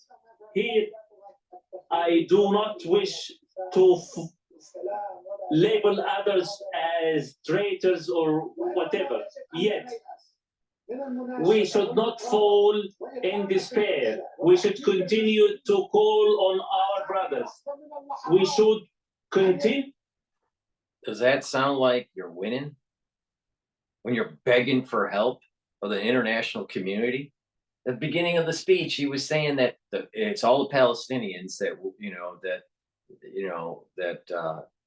that did the October 7th attack, and, you know, they're glorious and all this crap, right? And then all of a sudden, you know, he's begging the international community to help. I'll tell you, these people are full of shit. The religion is full of shit, and they need to get executed. They need to end. We need to end their life on this plane. They are evil. to place responsibility on the responsible, أما بالنسبة hoping at a point of time the whole humanity will listen to the sound of reason and their conscience may wake. Remember what I said about Ishmael and Esau, right? And they're just wild beasts, just wild beasts. This is a manifestation of it right here. You're seeing it right here. Manifestation, Ishmael and Esau. Bunch of wild fucking beasts.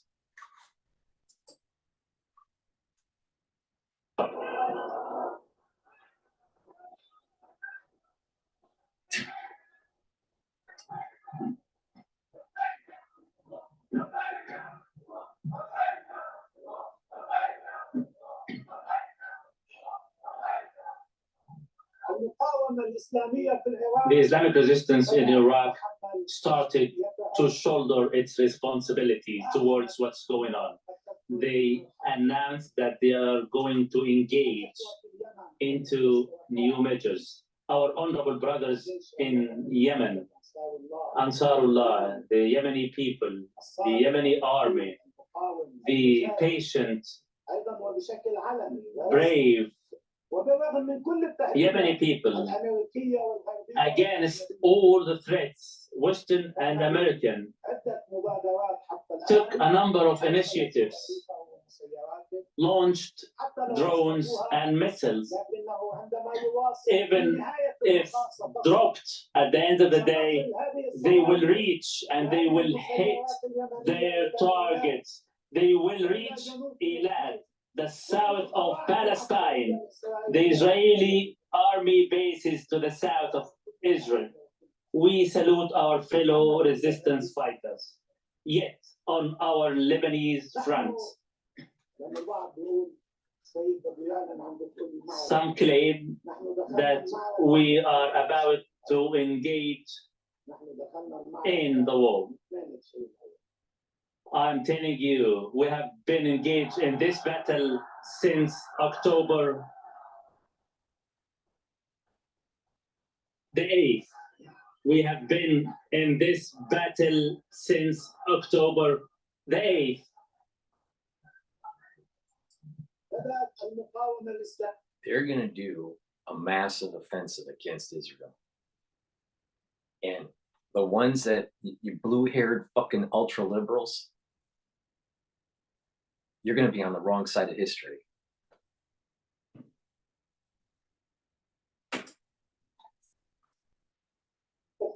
The Islamic resistance in Lebanon started operation the very next day after Al-Aqsa Typhoon. We had no knowledge, honestly speaking, like any other party of the world. We moved into a second phase.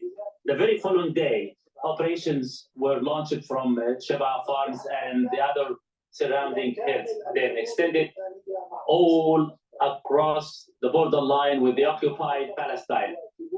You have and are still closely monitoring the details about the daily operations. What's taking place on our front is very important and significant. Those who claim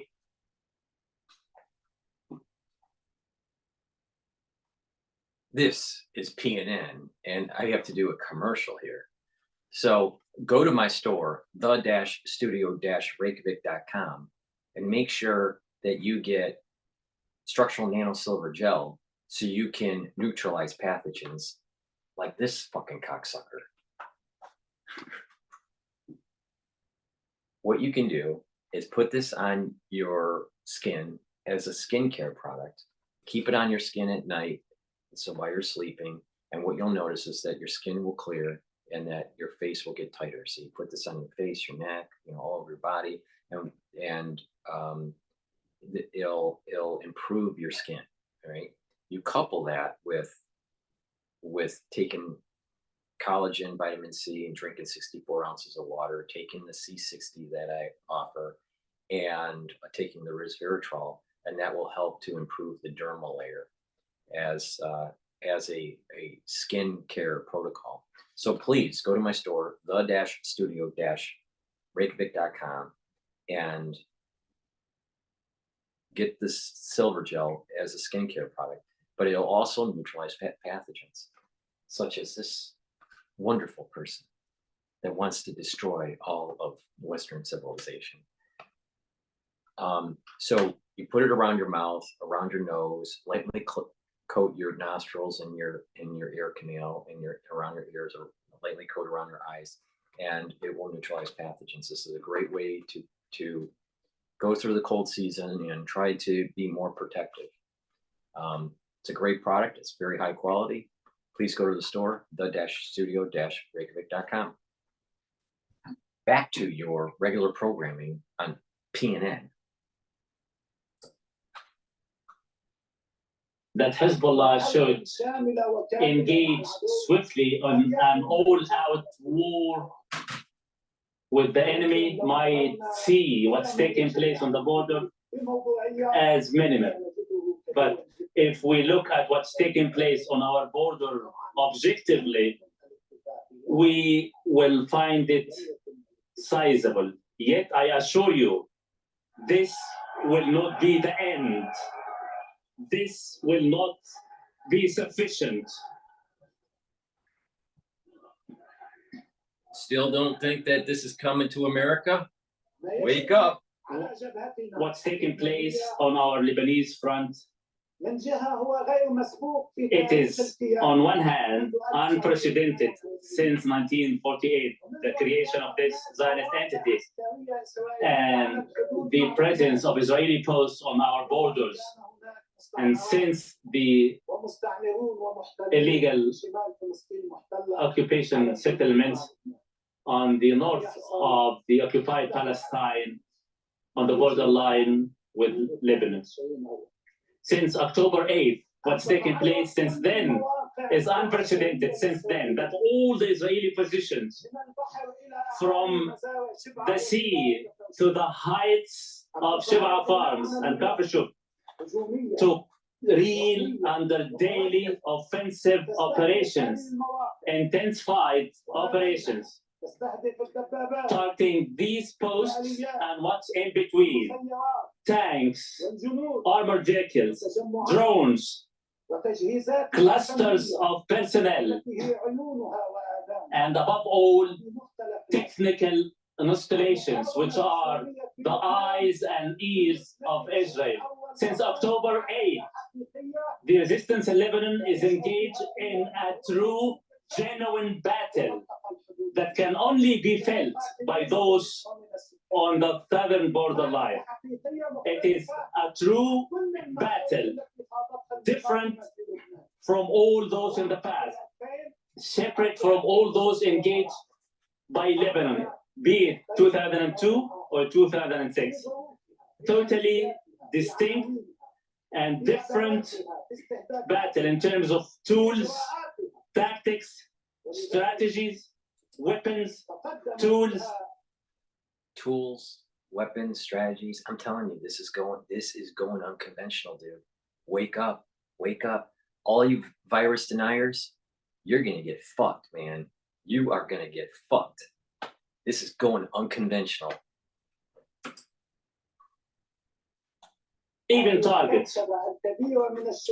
That a living proof to this fact is the number of our fallen martyrs who opted to remain on the forefronts. On Saturday, the 7th, immediately after Al-Aqsa Typhoon operation, the Israeli army started to bring back or retreat regular personnel from the borderline. Let me explain what are the achievements. When we speak about fallen martyrs on the Lebanese front, almost 57 fallen martyrs, including those of the Lebanese brigades, together with the fallen martyrs from Al-Qassam and Sarai al-Quds brigades in Lebanon, let alone the civilians that number and that blood, we should know what's been achieved in order to know how to move forward. On the borderline from October 7th, the Israeli enemy started to pull out personnel from the borderline with Lebanon. Total moral collapse for Gaza and Gaza Strip that has been besieged for almost 20 years, very limited space. The Israeli army pulled out army personnel from West Bank, North occupied Palestine, and called them all towards the Gaza front. At the same time, they recalled or called the reservists. The operation that started to escalate up to that of yesterday. All these operations forced the Israeli enemy to maintain their personnel on the borderlines with Lebanon, if not deploy further reinforcement. Adding to that, the elite task force that was supposed to head towards Gaza front, they are now deployed on the Lebanese borderline. This means our operations on the borderline force the Israeli enemy to concentrate their personnel and forces and equipment on our borders, which were supposed to deploy to Gaza. Some might claim that we are taking an adventure or gambling, yet it is worth it. Please, you just imagine if we restrict our action to rhetorics, statements of condemnation, then the Israeli enemy will deploy all its force towards Gaza. Now I have very exact figures of the total number of Israeli personnel, armed units, machinery, equipment, weapons. Yet I requested for a brief, easy to understand pieces of information. The Lebanese front is now forcing the Israelis to mass 1/3 of their entire army on our borderline. This is number one. I don't know if that's true or not. Maybe it is. I doubt it, but let's just say it is. 1/5, I would agree. 1/3, I don't know. But let's just say he's right.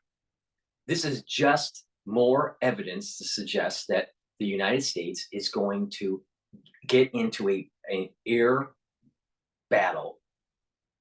We're going to start dropping bombs and missiles in the northern front, and we're going to hit Iran. This is it. This is going to escalate, and the risk factors of either us using unconventional warfare or the enemy using unconventional warfare is elevated.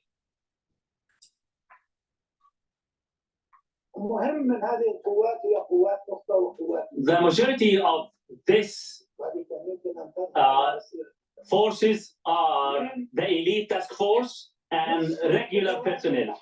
Second, half of the Israeli naval capabilities are now anchored in opposite Haifa.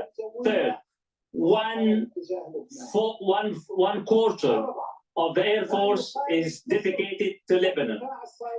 Half of their air defenses, the Iron Dome, etc., half of it, almost half of the air defenses is deployed around Lebanon. 1/3 of their own logistics were deployed to Lebanon. These are valid, accurate, exact numbers. I'm giving you easy to understand figures.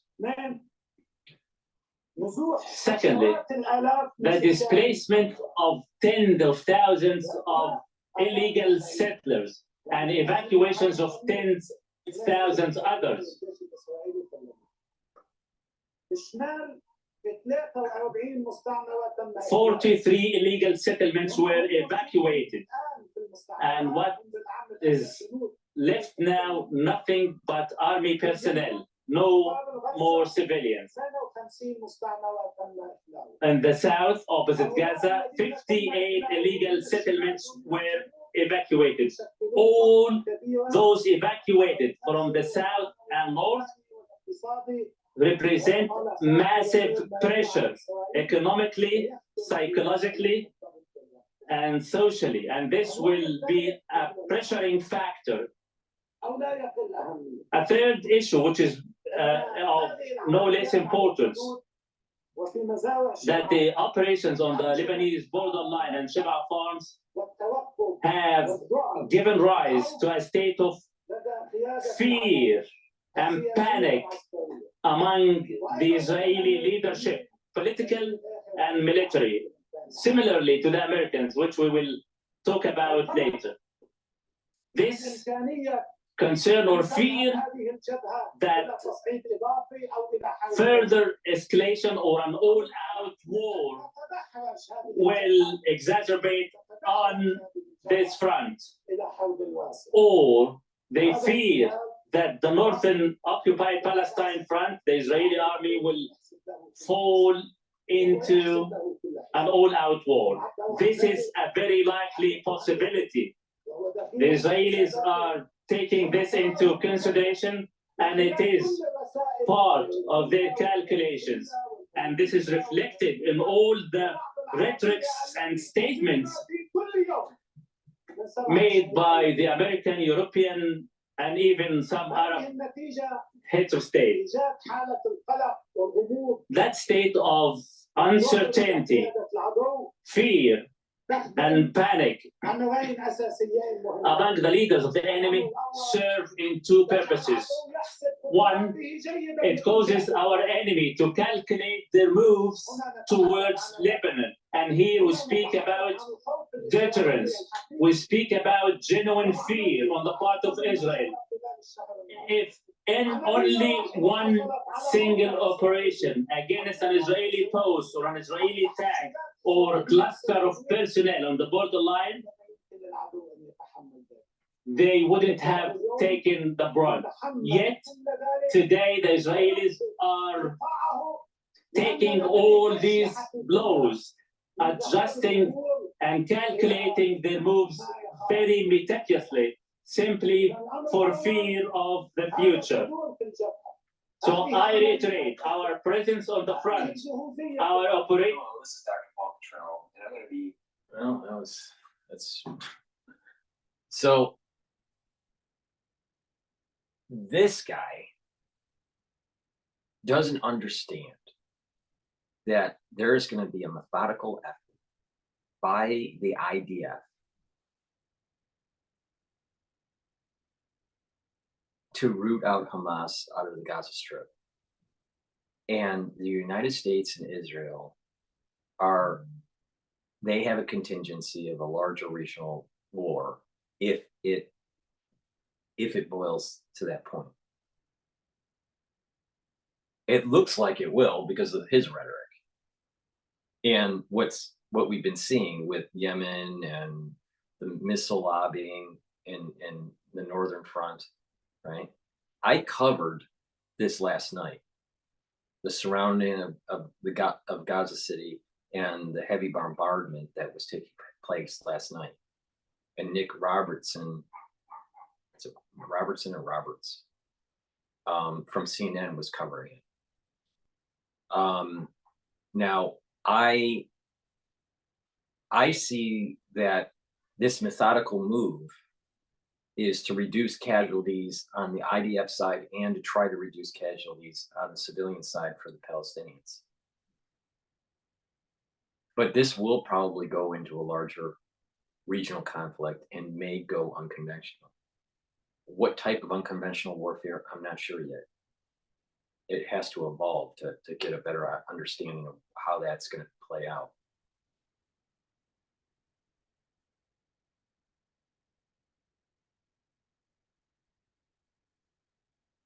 But this is not, the point I'm making is that even though that the Israelis are being methodical, there is a divine presence that is happening. And when everything is said and done, Iran, Syria, Lebanon, and other smaller factions in countries that are aligned with his rhetoric are going to have a really, really bad day.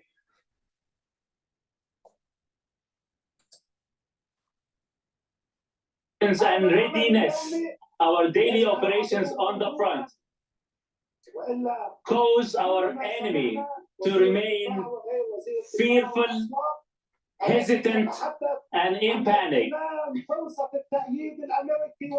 We have heard many statements from the ministers speaking about and banking upon the entire support provided by the US and West to wage a war on Lebanon. I assure you, to the enemy, we say, if you think to assault Lebanon or take a preemptive strike against Lebanon, it will be the biggest act of foolness in the history of your existence.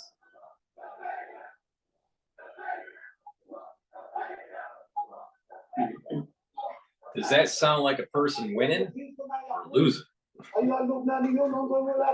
They think the Lebanese would fear of what they are witnessing taking place in Gaza. We have seen this since 1948, from Qana to Sabra and Shatila. On the contrary, the scenes we see in Gaza will turn us more resolved, more faithful, to remain steadfast, defiant, in resistance, and not to back or fall to our knees, no matter what the price is.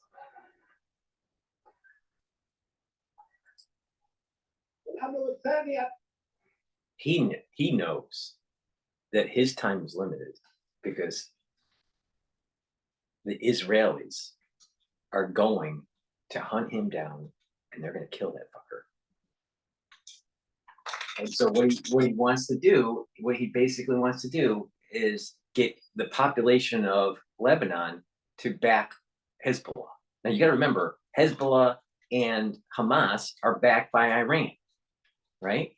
So now he wants to bring in the civilians of Lebanon as shields. You know, it's just classic Arab mentality. The second most important issue,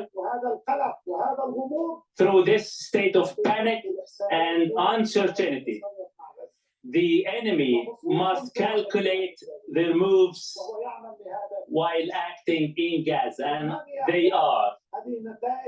These are some of the results of our operations in the south of Lebanon, let alone the amount of material and human losses suffered by the enemy over the past weeks. These operations in the south, the blood of our fallen martyrs, and the sacrifices by the fellow fighters and our honest, noble men. Honest, noble men in the south, or those who are honest, noble men. You know what? We're going to commercial for PNN. To make sure that you don't say stuff like this guy, make sure you go to my store, the-studio-reykjavik.com. The link is in the description of this video, and get my toothpaste. You know, neutralize pathogens, whiten your teeth, freshen your breath, make sure that you're not part of the Islamic Jihad. And what it will do is reduce that gum inflammation and improve that oral health so you reduce the chances of cardiovascular disease and valvular disease. The heart valves can be disrupted and become diseased with poor oral hygiene. This neutralizes pathogens. It's the best toothpaste that you can get. So go to my store, the-studio-reykjavik.com, and get several tubes of this toothpaste. It has no fluoride in it. It's the best toothpaste that you'll be able to get. It has the structural nanosilver in it to neutralize the pathogens. It's way better than anything that Alex Jones sells. So instead of supporting Alex Jones, you might as well support Dr. Paul Cottrell and PNN, because you really want to be like this guy. Make sure you get your toothpaste. Back to regular programming.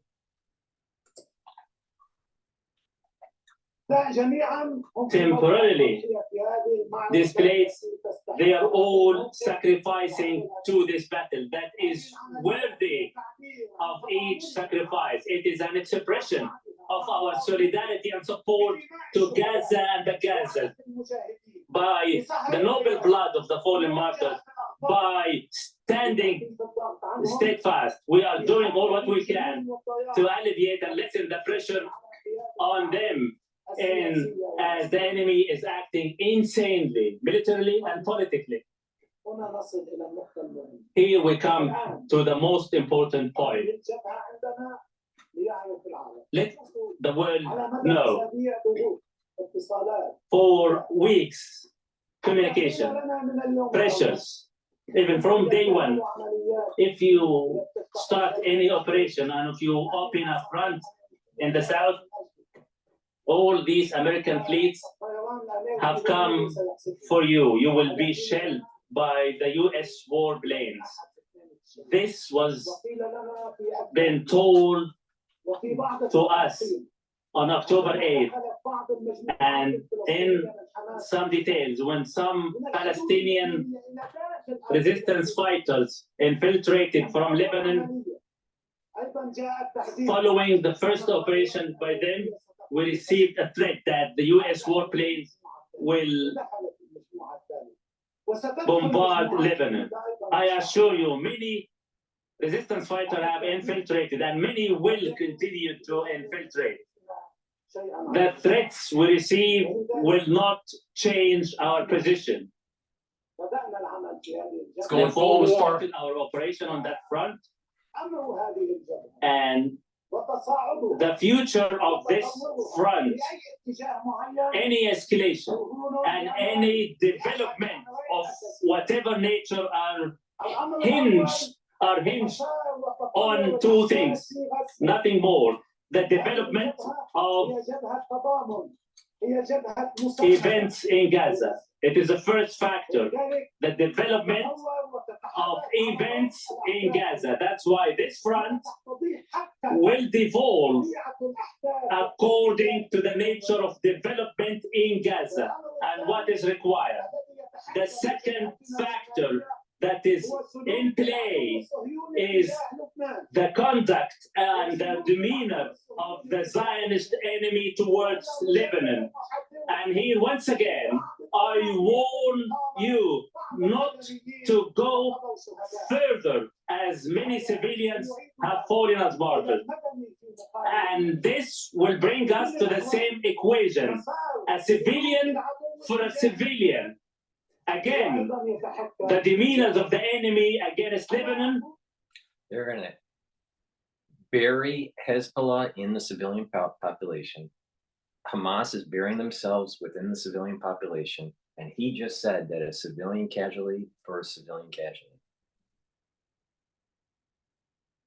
Risks are elevating to unconventional warfare. God is... I'm telling you, God's involved in this. God is the guiding hand of God is happening right now. And he's not on the right side of history.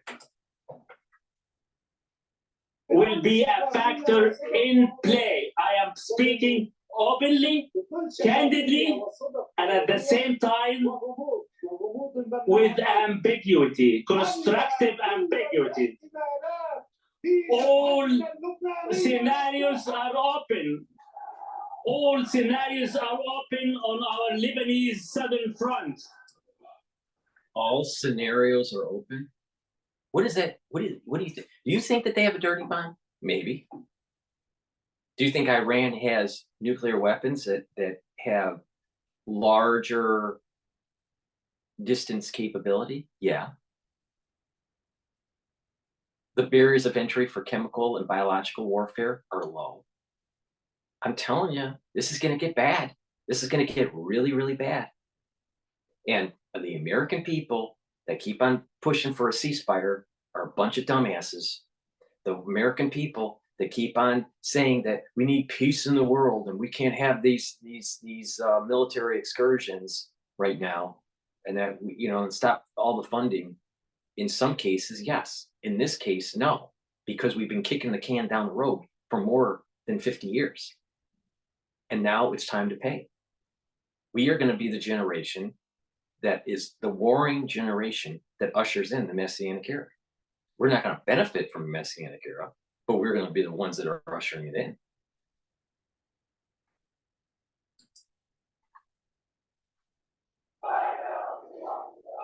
All those people are against us. All scenarios are open.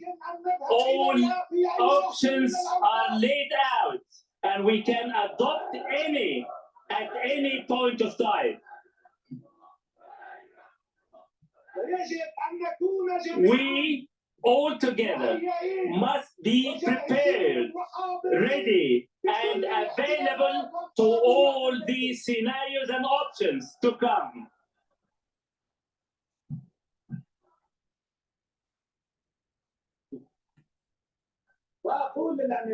To the Americans, the United States administration, I say, darting your threats on Lebanon and resistance in the region is pointless. Because I'm American and we believe in free market capitalism, PNN is going to go to a commercial. We're in the cold season, right? And we have pathogens floating around. To neutralize those pathogens, make sure that you get my silver lozenges. I have it in sweet menthol and also in green apple in a 20 count. I also have blueberry drops in a 100 count and honey and lemon drops in a 100 count. Please get these lozenges and drops so you can neutralize pathogens, help to get rid of that cold that you may be developing during the season. The cold season is right now all the way through March, and help to soothe your throat. So make sure you go to my store, the-studio-reykjavik.com. The link is in the description, and make sure you neutralize those pathogens and get rid of that irritation, such as this person.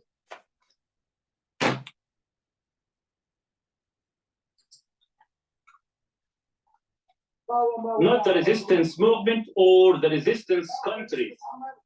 It has reached a point that we receive message that if you continue to launch operations in the south, it will not only bombard Lebanon, but would also bombard Iran. Can you imagine? To the Americans, I say, darting your threats on us in Lebanon will be pointless.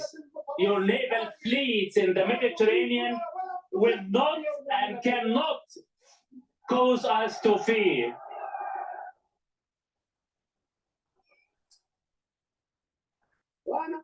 I don't think that they have a very strong Navy.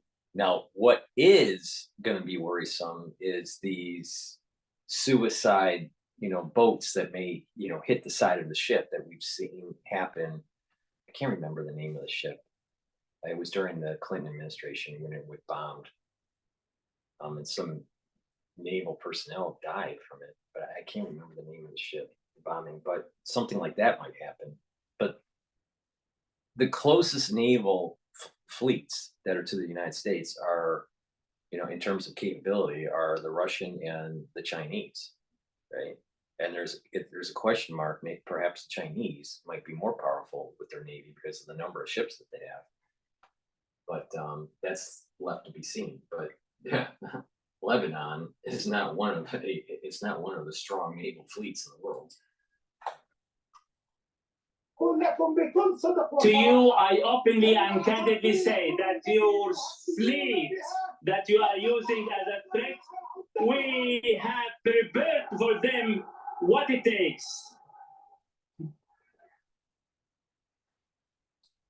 Unconventional. They're going unconventional. You, the Americans, remember your defeats in Lebanon, Iraq, Afghanistan, and your humiliating withdrawal. Think about what has happened in several years. Especially the crisis that we just went through the last 4 years. You have these people making things, thinking that it will be contained. People steal the technology. People sell it on the black market. There's development, there's nuclear development that's going on. If they do a nuclear detonation in the Mediterranean, that would destroy our fleet there. But there would be a blowback because of the trade winds, and there would be radiation fallout, with Syria and Lebanon, Israel, Jordan, Saudi Arabia, and Iran, and Iraq. So I mean that doesn't make sense to do that because Iran is going to get the fallout, the radiation fallout. So I think that but these other chemical and biological means for unconventional warfare are very doable, right? And this is a classic example. We do things that we think we're going to self-contain. It gets out, and our adversaries have these capabilities now. It's scary. It seems as though the events that we just went through, starting in 2020, are boiling into this event. They're not disparate. There seems to be that there's a slow connection to it.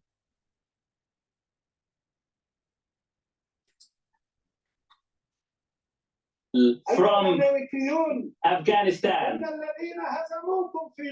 those who defeated you in Lebanon at the early 80s are still alive, backed and supported by their children and grandchildren.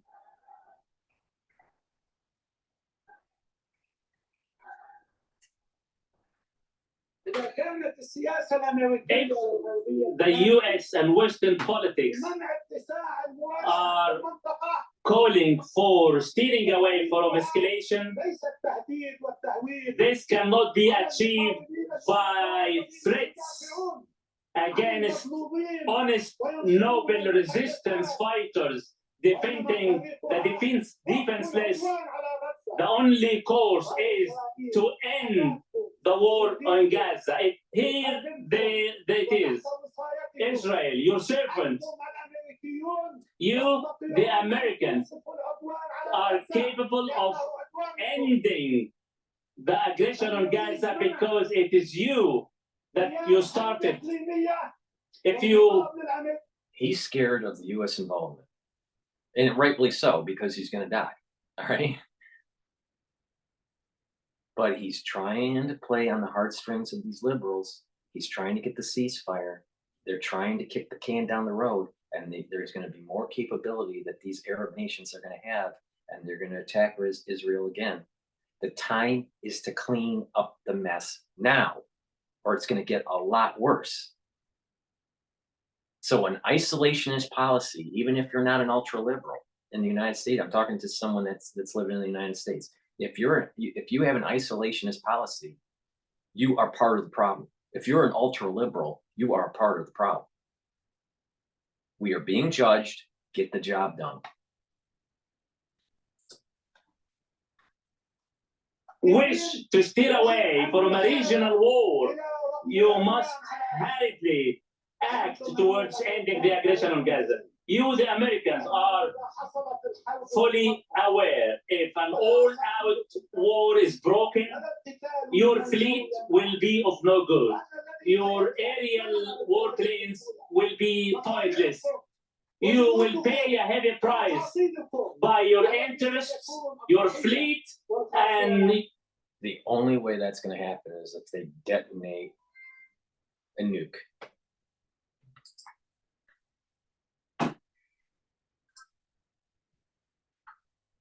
your personnel.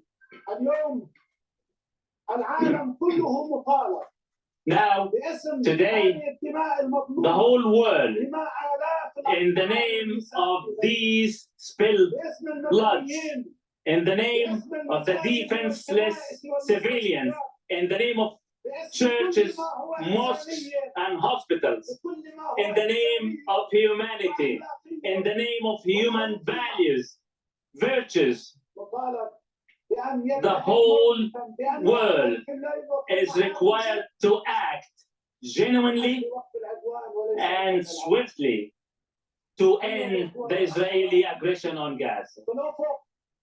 أقول لشعبنا الفلسطيني As the horizon is looming to our Palestinian fellow Palestinian people and resistance fighter, I say, منذ قيام المقاومة since the creation of the resistance fighter following the creation of the Israeli Zionist regime, we have been fighting a war of fortitude.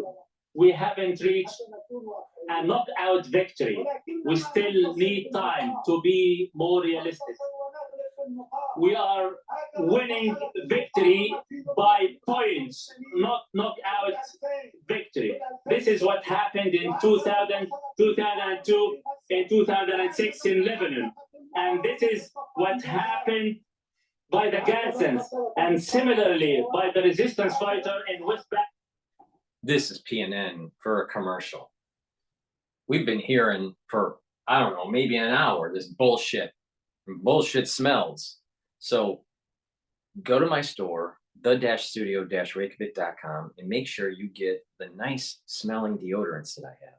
I have it in citrus and in peppermint tea tree. It's made by Rainbow Herbals. It's an extremely high quality product. This deodorant will help to detox because it's made with essential oils from the Himalayas.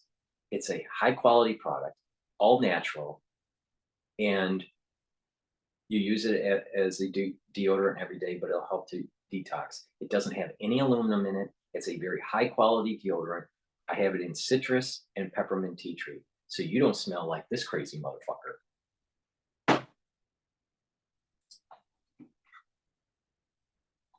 Iraq and Afghanistan, fortitude, patience, bravery. This is what we have, and this is our strength. That is what the enemy lacks. This is what the enemy wants. People, victims crawl from underneath the rubble and say, we all sacrifice to the service of the cause. Do you believe that this Israeli people that were collected from the corners of the world of diaspora, have you ever heard any of them saying that my blood, my beloved ones, and my home can be sacrificed for Israel? None. We should remain standing fast in resolve and fortitude to prevent the enemy from achieving its targets.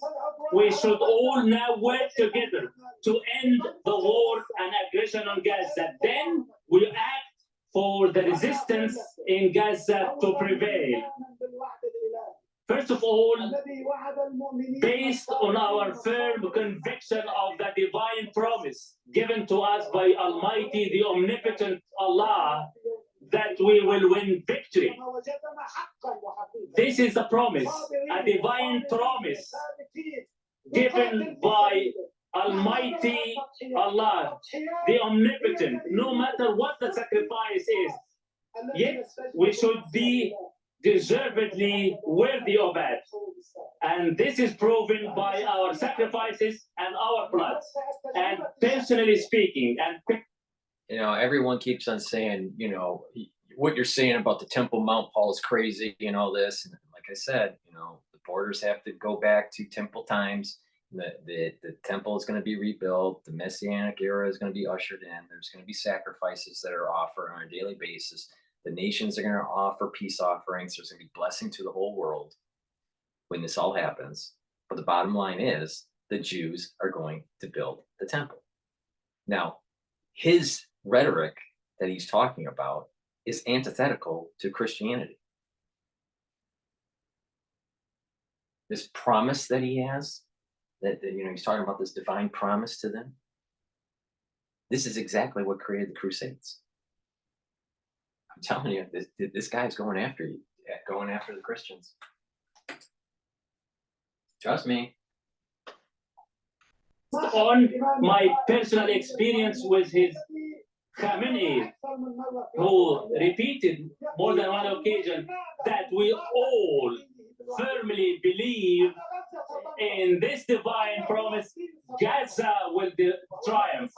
Palestine will triumph. Palestine will prevail.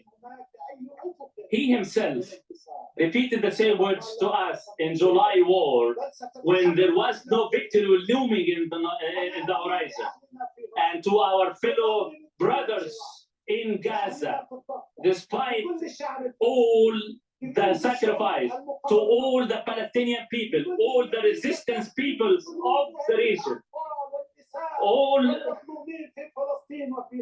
those whose hearts are shaken by the blood of the children of Gaza, our unity, patience, fortitude, and sacrifice we offer in blood to the service of the cause of God will be rewarded by nothing but emphatic victory. Today, as we honor and celebrate the memory of the fallen martyrs, we will meet soon to celebrate the victory of Gaza and the Gazans and resistance fighters in Gaza. And may God's peace and blessings be upon you all. Total war is realistic. Hezbollah leader. Well, it's time to rock and roll.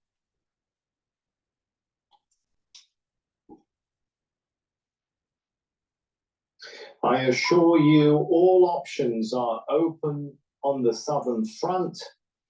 They can be adopted at any time. Some might look at the border and say, what we have done is minor, but if you look at it objectively, you'll see this is significant, and I assure you, it will not be the end. This is not sufficient. The words there and the warning there from Hassan Nasrallah.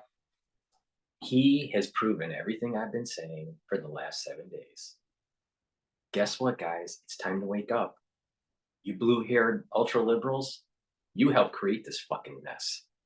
You neocons that weren't willing to go all the way, you helped create this fucking mess. Now it's, you know, once again, you know, we're going to have to clean it up. It's going to cost a lot of money. It's going to cost a lot of blood.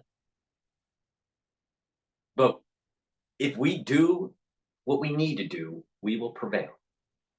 All right? We will prevail. Don't be fearful of that. So thank you for listening to this special broadcast of PNN. And please go to my store, the-studio-reykjavik.com, and get the health products that I offer. I also offer structural nano silver soaps. I have it in multiple scents. So this will help to neutralize pathogens. It's a high quality soap. So please get, you know, a couple bars of this from the store. In addition, I have another type of gel in a dispenser, not just a tube. And you apply it just like, you know, you apply this silver gel, which is a different laboratory creates this one. This silver gel can be for health, you know, for skincare, but also to help heal cuts, abrasions, minor burns. Put it around your mouth, around your nose, and lightly coat your nostrils, around your ear, lightly coat your eardrum, around your eyes, help to neutralize pathogens. So it can be used as a skincare, but also used as a means to get through the cold season. Great product, very high quality product. All my products are high quality. This is almost lunchtime, so I'm going to be putting in my hummus, my probiotics, and my lignans. So this is a powder. This helps with hormonal health for males and females, and also boost up your immune system. This will help with prostate health and help with ovarian and uterine health. It is for males and females, all right? In addition, this has been found to help as a supplement to prevent cancer. As kind of like a anti-cancer protocol. And I probably should, get deeper into that on another video. Multivitamins. You need these cofactors for proper cellular processes. Enzymes need minerals and vitamins as cofactors to do what that enzyme is supposed to be doing. If you're low on those cofactors, you're going to have subpar metabolism, subpar biological activity. This is the reason why taking a multivitamin all the time is part of the anti-aging protocol. This is easy for digestion. It's a high quality vitamin. Please go to my store, the-studio-reykjavik.com, and get this multivitamin. And that will be it for right now. I've been plugging products for quite a bit. Thank you for listening. Please subscribe to all my channels. I have 6 channels. I have 3 YouTube channels. Links are in the description of this video. I have Brighteon, Rumble, and Bitchute. Links are in the description of this video. Please subscribe to all my channels. In addition, to help support my news coverage, please donate on my website, the-studio-reykjavik.com. On the homepage, at the very bottom, you can donate through Stripe or PayPal. If you would prefer, you can also donate through Buy Me a Coffee. The link is in the description of this video. Please help support my news coverage and be a paid subscriber to my channel on Patreon. Link is in the description. Thank you for your support. Please share my work. I'm censored. Sometimes people don't even get notifications until hours after it's premiered. But please support my work by sharing. I give a unique perspective.